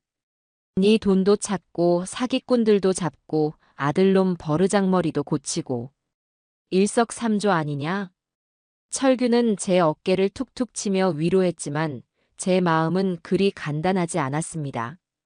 저는 그날 오후 은행에서 되찾은 7천만 원을 바로 인출했습니다. 그리고는 곧장 김 변호사를 찾아가 그 돈 전부를 손녀 유나의 이름으로 설정된 신탁계좌에 입금해 버렸죠. 제게 그 돈은 더 이상 제 돈이 아니었습니다.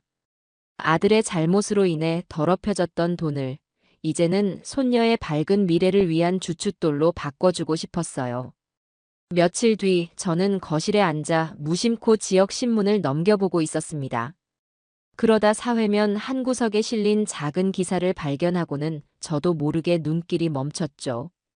아들 이용해 아버지 재산 노린 기획 부동산 사기단, 시민 제보로 전원 검거. 기사의 내용은 양치수 일당의 사기 행각과 검거 과정을 간략하게 다루고 있었습니다. 제 이름이 직접 거론되지는 않았지만 피해자의 아버지인 70대 노인 어 씨의 기지라는 대목이 있었죠. 저는 그 기사를 몇 번이고 천천히 읽어보았습니다. 신문 한 구석의 작은 활자에 불과했지만 그것은 지난 몇 달간 제 삶을 송두리째 뒤흔들었던 거대한 폭풍의 종결을 알리는 부고장처럼 느껴졌습니다. 저는 신문을 조용히 접어 폐지 더미 위에 올려놓았습니다. 시원하지도 통쾌하지도 않았어요.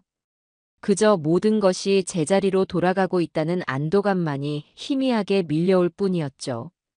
창밖을 보니 어느새 나뭇잎들이 붉고 노랗게 물들어가고 있었습니다. 지독했던 여름이 가고 가을이 오고 있었던 겁니다. 제 인생에도 길고 지루했던 폭염이 끝나고 수확과 성찰의 계절이 오고 있는 것일지도 모른다고 저는 막연하게 생각했습니다. 그날 이후 저는 다시는 그 사건에 대한 기사를 찾아보거나 입에 올리지 않았습니다. 제 안에서 그 일은 그렇게 조용히 역사의 한 페이지 속으로 묻혀갔습니다. 양치수 일당에 대한 재판이 모두 끝나고 저는 마지막으로 해야 할 일을 처리하기 위해 경찰서를 다시 찾았습니다. 바로 아들 최두식에 대한 고소를 취하하기 위해서였죠. 담당 형사인 김 형사는 제 결정을 듣고는 예상했다는 듯 담담한 표정으로 서류를 내밀었습니다. 어르신, 정말 고소를 취하하시겠습니까? 그래. 애초에 저놈을 감옥에 보내려고 시작한 일이 아니었소. 자기가 저지른 짓이 얼마나 무서운 결과를 가져오는지 뼈저리게 느끼게 해주고 싶었을 뿐이요. 아드님, 이번 일로 정말 많은 것을 깨달았을 겁니다. 그랬으면 좋겠구먼. 저는 고소 취하서에 망설임 없이 도장을 찍었습니다. 김 형사가 서류를 받아들며 제게 물었죠. 그런데 어르신, 한 가지 궁금한 것이 있습니다. 왜 아드님을 용서해 주시는 겁니까? 저라면 쉽지 않았을 것 같습니다. 저는 잠시 창밖을 바라보다가 나지막이 입을 열었습니다. 용서라, 나는 아직 저놈을 용서하지 않았소. 네. 감옥에 가는 것만이 벌은 아니더군. 진짜 지옥은 아무것도 가진 것 없이 자기 잘못을 정면으로 마주하며 혼자 힘으로 이 세상의 밑바닥부터 다시 기어 올라와야 하는 현실이지. 나는 저놈에게 감옥보다 더 혹독한 벌을 내리는 것뿐이요. 앞으로 자기 인생 전부를 걸고 죗값을 치르게 될 테니. 제 말에 젊은 김 형사는 더 이상 아무것도 묻지 못하고 그저 깊이 고개만 숙일 뿐이었습니다. 며칠 뒤 저는 경찰서로부터 두식이가 모든 조사를 마치고 풀려났다는 연락을 받았습니다. 하지만 저는 녀석을 마중 나가거나 따로 연락을 하지 않았습니다. 그 녀석이 어디로 가든 무엇을 하든 이제는 스스로 감당해야 할 몫이었으니까요. 집도 돈도 가족도 모두 잃은 녀석에게 남은 것은 오직 사기꾼들에게 이용당하며 얻은 거액의 빚과 신용불량자라는 낙인뿐이었습니다. 그 후로 아들 녀석의 소식을 직접 들을 수는 없었습니다. 다만 가끔 며느리였던 정미를 통해 간간히 소식을 전해 들을 뿐이었죠. 이 녀석은 고시원과 쪽방을 전전하며 건설 현장 막노동으로 하루 벌어 하루를 살고 있다고 했습니다. 예전에 허황되고 거만했던 모습은 온데간데 없이 그저 묵묵히 땀 흘려 일하며 빚을 갚아나가고 있다고 했어요. 어느 주말 오후였습니다. 저는 손녀 유나의 손을 잡고 새로 이사간 정미의 집 근처 공원을 산책하고 있었어요. 유나는 신이 나서 비둘기를 쫓아다니고 있었고 저는 벤치에 앉아 그런 아이의 모습을 흐뭇하게 바라보고 있었죠. 그때였습니다. 공원 건너편 새로 짓고 있는 아파트 건설 현장에서 익숙한 인형 하나가 제 눈에 들어왔습니다. 안전모를 쓰고 먼지를 뒤집어 쓴 채 무거운 철근을 나르고 있는 남자. 비록 멀리 있었고 얼굴은 잘 보이지 않았지만 저는 직감적으로 알 수 있었습니다. 제 아들, 두식이라는 것을. 이 녀석도 저를 발견한 것일까요? 잠시 일손을 멈추고 이쪽을 멍하니 바라보는 듯 했습니다. 어쩌면 유나를 본 것일지도 모르죠. 맑은 가을 햇살 아래 해맑게 웃으며 뛰어노는 제 딸의 모습을 녀석은 어떤 심정으로 바라보고 있었을까요? 우리의 시선이 허공에서 잠시 마주친 것 같다고 느낀 순간 녀석은 화들짝 놀란 듯 황급히 고개를 돌려 다시 일에만 몰두했습니다. 마치 저와 제 손녀의 행복한 모습이 자신을 더욱 비참하게 만드는 것 같아 차마 마주볼 용기가 나지 않는다는 듯이 말이죠. 저는 그 모습을 가만히 지켜보았습니다. 마음속에서 연민이나 동정심 같은 감정은 일어나지 않았어요. 그저 이제야 제자리를 찾아가는구나 하는 씁쓸한 안도감만이 느껴질 뿐이었죠. 허황된 꿈을 쫓아 구름 위를 걷던 녀석이 이제야 비로소 단단한 땅에 두 발을 딛고 서서 땀의 가치를 배우기 시작한 것이었습니다. 그 길의 끝이 어디일지는 아무도 모르지만 분명한 것은 이제 그 길을 스스로의 힘으로 걸어가야 한다는 것이었죠. 할아버지, 뭐 보세요? 유나가 제게 달려와 물었습니다. 아니다, 아무것도. 우리 유나, 이제 배고프지 않으냐? 할아버지랑 맛있는 거 먹으러 갈까? 네, 좋아요. 저 돈가스 먹고 싶어요. 알았다, 우리 강아지. 돈가스 먹으러 가자. 저는 유나의 손을 잡고 건설 현장을 등지고 걸었습니다. 등 뒤에서 들려오는 시끄러운 공사장 소음이 마치 제 아들의 고통스러운 절규처럼 아득하게 들려오는 것만 같았습니다. 그것이 제가 아들에게 내린 가장 혹독하고도 완벽한 심판의 소리였어요. 그렇게 제 인생을 핥히고 지나갔던 거대한 태풍이 완전히 잦아들고 제 삶에는 믿을 수 없는 평온이 찾아왔습니다. 마치 오랜 전쟁을 끝내고 고향으로 돌아온 노병처럼 저는 비로소 일상의 소중함을 온몸으로 느끼게 되었죠. 제 곁에는 이제 며느리가 아닌 딸이 된 정미와 눈에 넣어도 아프지 않을 손녀 유나가 있었습니다. 우리는 셋이지만 그 어떤 내 식구보다도 단단하고 완전한 가족이었어요. 우리의 하루는 아침 일찍 유나의 부산스러움으로 시작되곤 했습니다. 할아버지, 밥 주세요. 밥, 밥. 알았다, 이놈아. 할애비가 지금 갓 지은 밥으로 대령하고 있지 않으냐? 저는 정미가 가게에 나갈 준비를 하는 동안 유나의 아침밥을 차려주는 것으로 하루를 열었어요. 갓 지은 따끈한 밥에 계란 프라이 하나, 김치 몇 조각뿐인 소박한 밥상이지만 유나는 세상에서 가장 맛있는 음식인 양 밥그릇을 뚝딱 비워냈죠. 우리 유나, 오늘 학교 가서도 친구들이랑 싸우지 말고 선생님 말씀 잘 듣고. 알았지? 네. 걱정 마세요. 할아버지, 다녀오겠습니다. 유나의 작은 손을 잡고 학교 앞까지 바래다 주는 길은 제게 가장 큰 행복이었습니다. 아이의 제잘거림을 듣고 있노라면 지난날의 아픔과 분노는 봄눈 녹듯 스르르 사라지곤 했어요. 유나를 학교에 보내고 나면 저는 정미가 얼마 전에 연작은 카페로 향했습니다. 정미는 제 도움으로 상가 한쪽에 아담한 공간을 얻어 평생의 꿈이었던 자신만의 카페를 차렸거든요. 유난의 쉼터라는 소박한 이름의 그곳은 이제 제 두 번째 집이나 다름없었습니다. 아빠, 오셨어요? 앞치마를 두르고 커피를 내리는 정미의 모습은 예전에 그늘졌던 얼굴은 온데간데 없이 자신감과 활기로 빛나고 있었어요. 그래, 우리 딸. 장사는 좀 되느냐? 그럼요. 아빠 친구분들이 매일같이 와서 팔아주시잖아요. 어제는 박철규 아저씨가 오셔서 단체 손님을 20명이나 데리고 오셨다니까요. 그놈이 또 쓸데없는 짓을 했구만. 저는 퉁명스럽게 말하면서도 입가에 번지는 미소를 감출 수가 없었습니다.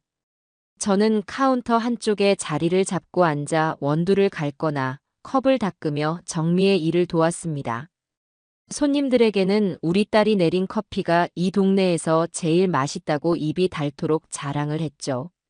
손님들은 그런 저를 보며 딸바보 아빠라고 놀려댔지만 저는 그 말이 싫지 않았습니다. 저녁이 되어 우리가 카페 문을 닫고 집으로 돌아오면 어느새 학교를 마친 유나가 저희를 기다리고 있었죠. 우리는 셋이서 함께 저녁을 차려 먹고 거실에 둘러앉아 그날 있었던 일들을 도란도란 이야기했습니다. 제가 유나의 숙제를 봐주기도 하고 정민은 그런 저희를 보며 따뜻한 차를 내어오기도 했죠. 밤이 깊어 유나가 잠이 들고 나면 정미와 저는 조용히 거실에 앉아 이야기를 나누곤 했습니다. 아빠, 왜 그러냐? 오늘 가게에 어떤 아주머니가 오셨는데 저보고 얼굴이 참 좋아졌다고 행복해 보인다고 하시더라고요. 정말 그래요, 아빠. 저 요즘 너무 행복해요. 이렇게 마음 편하게 웃고 제 일을 하고 유나랑 아빠랑 함께하는 하루하루가 꿈만 같아요. 전부 아빠 덕분이에요. 정민은 눈시울을 붉히며 제 손을 꼭 잡았습니다. 바보 같은 소리. 네가 스스로 쟁취한 행복이지 왜 내 덕이냐? 나는 그저 곁에서 지켜봤을 뿐이다. 아니에요. 아빠가 안 계셨으면 전 아직도 그 어두운 집에서 상상도 하기 싫어요. 아빠가 제게 새로운 인생을 선물해 주신 거예요. 정말 감사해요, 아빠. 됐다. 그런 소리 하려거든 어서 들어가서 잠이나 자거라. 내일 또 장사하려면 일찍 일어나야지. 저는 짐짓퉁명스럽게 말하며 자리에서 일어났지만 방으로 들어와 한참 동안이나 가슴 벅찬 감정을 다스려야 했습니다. 평생 기계를 만지고 땀 흘려 일하는 것만이 제 인생의 전부인 줄 알았습니다. 하지만 저는 이제야 알게 되었어요.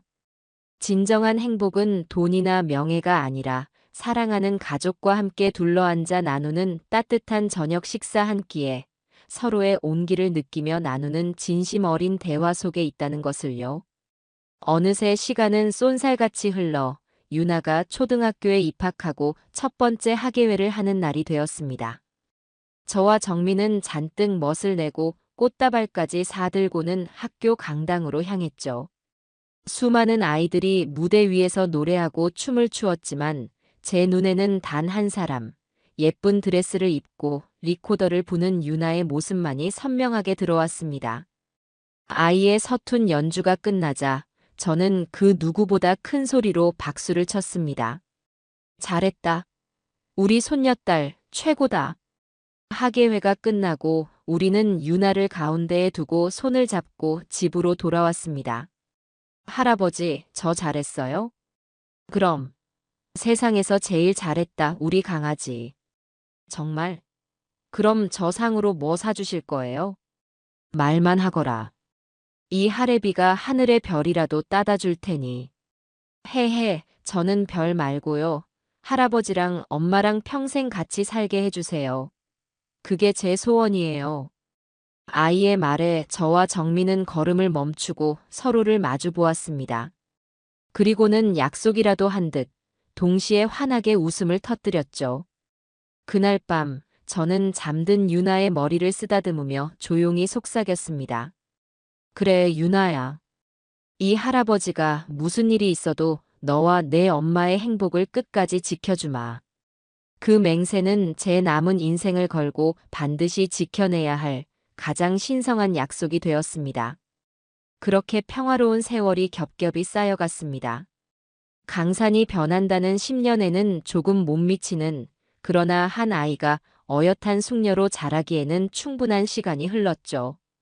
손녀 유나는 어느새 까르르 웃기만 하던 코올리게에서 교복이 제법 잘 어울리는 중학생이 되었습니다. 정미의 작은 카페 유난의 쉼터는 이제 동네에서 모르는 사람이 없는 사랑방이 되었고, 저 역시 희끗희끗한 머리카락과 얼굴에 깊게 팬 주름을 가진 영락없는 팔순의 노인이 되었어요. 제 아들 최두식에 대한 기억은 이제 낡은 흑백 사진처럼 희미해져 아주 가끔 먼지 쌓인 상자를 열어볼 때나 떠오르는 과거가 되어 있었습니다. 그러던 어느 가을날 오후였어요. 그날도 저는 정미의 카페 한쪽에서 조용히 책을 읽으며 시간을 보내고 있었죠. 카페 문에 달린 작은 종이 딸랑 소리를 내며 우편 배달부 아저씨가 들어왔습니다. 어르신 앞으로 온 등기우편입니다. 나한테? 허허, 이 늙은이한테 등기를 보낼 사람이 다 있나? 저는 의아해하며 우편물을 받아들었습니다. 그런데 봉투에 적힌 발신인의 주소를 보는 순간 제 손이 저도 모르게 멈칫했습니다. 아주 멀리 떨어진 바닷가 근처의 작은 공업 도시 이름이 적혀 있었거든요. 그리고 그 아래에는 제 기억 속에서는 이미 지워졌다고 생각했던 이름석 자가 서툴고 빗뚤빗뚤한 글씨체로 적혀 있었습니다. 최두식. 심장이 쿵 하고 내려앉는 기분이었습니다. 지난 몇 년간 단 한 번도 연락이 없었던 녀석이었습니다. 죽었는지 살았는지조차 알지 못했죠. 저는 잠시 망설이다가 주머니에서 돋보기를 꺼내 쓰고 조심스럽게 봉투를 뜯었습니다. 안에서는 얇은 편지지 2장이 나왔어요. 편지지에는 빼곡하게 눌러 쓴 글씨가 가득했습니다. 아버지께 하고 싶은 말이 얼마나 많았는지 첫 글자부터 꾹꾹 눌러 쓴 힘이 느껴졌습니다. 아버지, 저 두식입니다. 이 편지를 쓰기까지 정말 오랜 시간이 걸렸습니다. 무슨 말을 어떻게 시작해야 할지 수백 번을 쓰고 지우기를 반복했는지 모릅니다. 아버지는 아마 저 같은 놈이 보내는 편지는 보지도 않고 찢어버리실지도 모르겠습니다. 그래도 괜찮습니다. 저는 그저 제 마음속에 담아두었던 이야기를 한 번은 아버지께 전하고 싶었을 뿐입니다. 제가 아버지를 떠나 혼자가 된 지도 벌써 8년이라는 시간이 흘렀습니다. 처음 몇 년은 아버지를 원망하고 세상을 원망하며 살았습니다. 왜 나만 이렇게 비참하게 살아야 하는가 그 생각뿐이었죠. 건설 현장에서 또 공장에서 하루 14시간씩 일하며 몸이 부서져라 빚을 갚으면서도 저는 제가 뭘 잘못했는지 깨닫지 못했습니다. 그저 운이 없었다고 아버지가 조금만 도와줬더라면 내 인생이 이렇게까지 되지는 않았을 거라고 생각했습니다. 그런데 아버지, 이상하게도 시간이 흐를수록 제 몸이 고되고 제 손에 굳은 살이 박일수록 아버지 생각이 자꾸만 났습니다. 제가 발로 걷어찼던 그 밥상, 아버지가 밤새 정성껏 차리셨을 그 밥상이 떠올라 밤잠을 설치기가 일쑤였습니다. 제가 훔쳤던 그 돈, 아버지가 평생 땀 흘려 모으셨을 그 돈의 무게가 뒤늦게 제 심장을 짓누르기 시작했습니다. 저는 지금 작은 조선소에서 용접 기술을 배우며 일하고 있습니다. 뜨거운 불꽃과 쇠를 다루는 일은 고되고 위험하지만 저는 이 일이 좋습니다. 정직하게 땀 흘려번 돈으로 밥을 사 먹고 작은 월세방에서 잠을 잘 때 저는 아주 오랜만에 마음 편히 잠들 수 있게 되었습니다. 그리고 깨달았습니다. 제가 아버지에게서 빼앗으려 했던 것이 단순히 돈이나 건물이 아니었다는 것을요.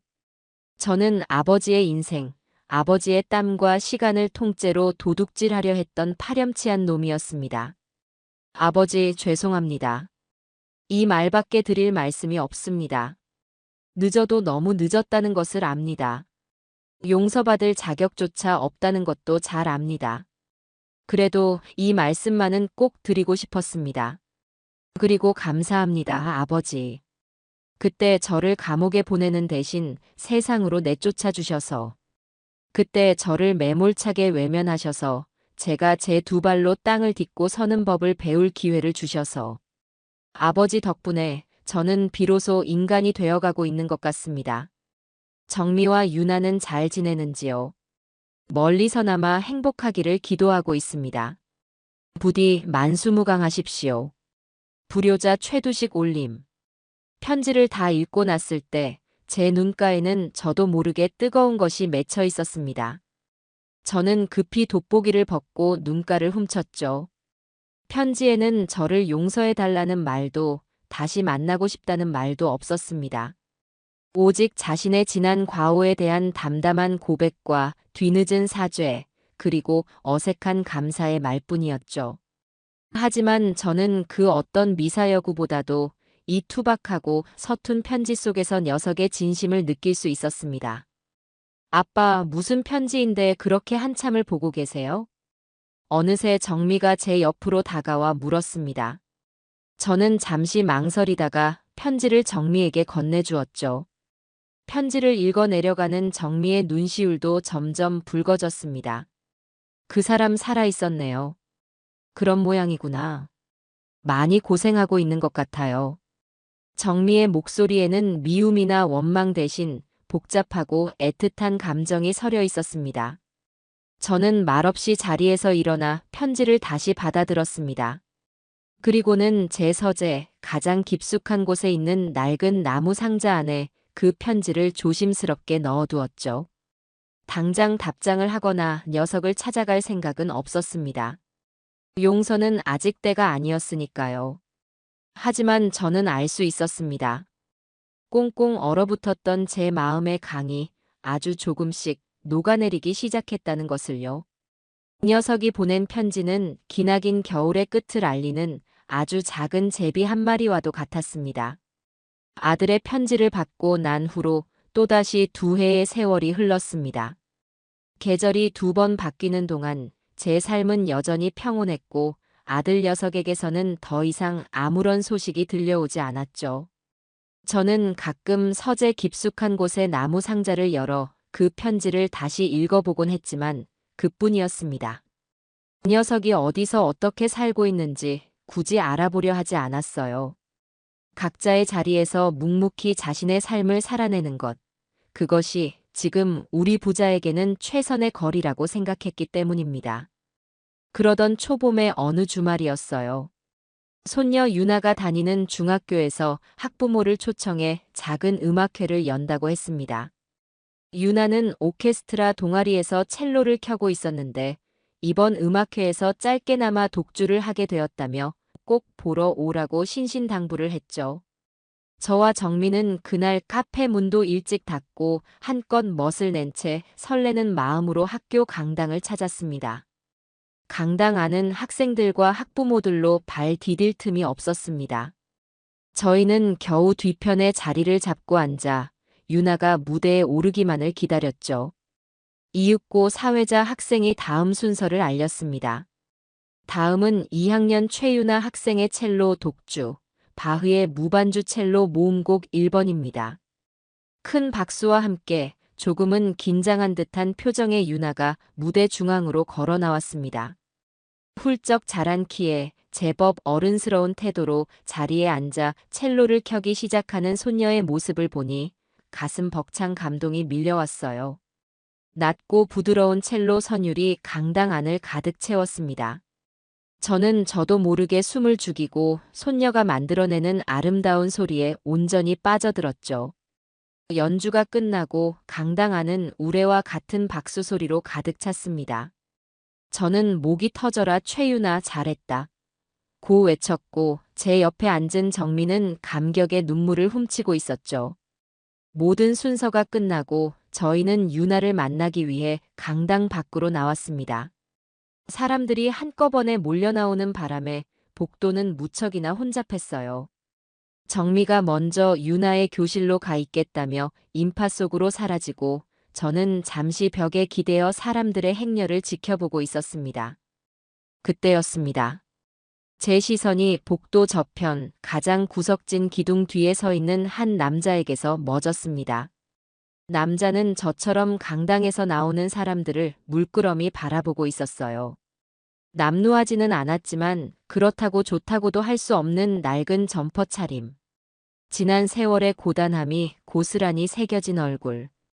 그리고 무엇보다 무대 위의 유나에게서 한시도 눈을 떼지 못했던 그 슬프고도 그리움 가득한 눈빛. 저는 단번에 그가 누구인지 알아볼 수 있었습니다. 최두식. 제 아들이었습니다. 그 녀석은 제가 자신을 발견했다는 사실을 깨닫자 화들짝 놀라며 몸을 돌렸습니다. 그리고는 마치 죄인처럼 황급히 그 자리를 벗어나려고 했죠. 도망치려는 녀석의 뒷모습을 보는 순간 제 안에서 무언가가 저를 움직였습니다. 최두식. 제 부름에 녀석의 발걸음이 우뚝 멎었습니다. 아주 오랜만에 입 밖으로 내어본 아들의 이름이었습니다. 녀석은 차마 뒤를 돌아보지 못한 채 그 자리에 못 박힌 듯 굳어 있었죠. 저는 천천히 녀석에게로 다가갔습니다. 가까이서 본 아들의 얼굴은 지난번 공사장에서 멀리서 봤을 때보다 훨씬 더 나이가 들어 보였습니다. 희끗희끗한 머리카락과 깊어진 눈가의 주름. 하지만 예전처럼 탐욕과 허세로 번들거리던 그 눈빛은 온데간데 없고 그저 깊은 회한과 부끄러움만이 가득 차 있었죠. 여긴 어쩐 일이냐? 제가 다시 한번 말을 건네자 녀석은 그제야 천천히 몸을 돌렸습니다. 그리고는 제 앞에 서서 아무 말도 하지 못하고 고개만 푹 숙였죠. 죄송합니다, 아버지. 한참 만에 녀석이 모기만 한 목소리로 겨우 한마디를 내뱉었습니다. 제가 아버지를 뵐 면목이 없습니다. 그저 유나가 연주하는 모습이 너무 보고 싶어서 저도 모르게 발걸음이 폐를 끼쳐 죄송합니다. 이만 가보겠습니다. 녀석은 다시 몸을 돌려 도망치듯 자리를 떠나려고 했습니다. 저는 그런 아들의 어깨를 붙잡았어요. 생각보다 앙상해진 어깨가 손끝으로 느껴졌습니다. 녀석이 깜짝 놀라 저를 돌아봤죠.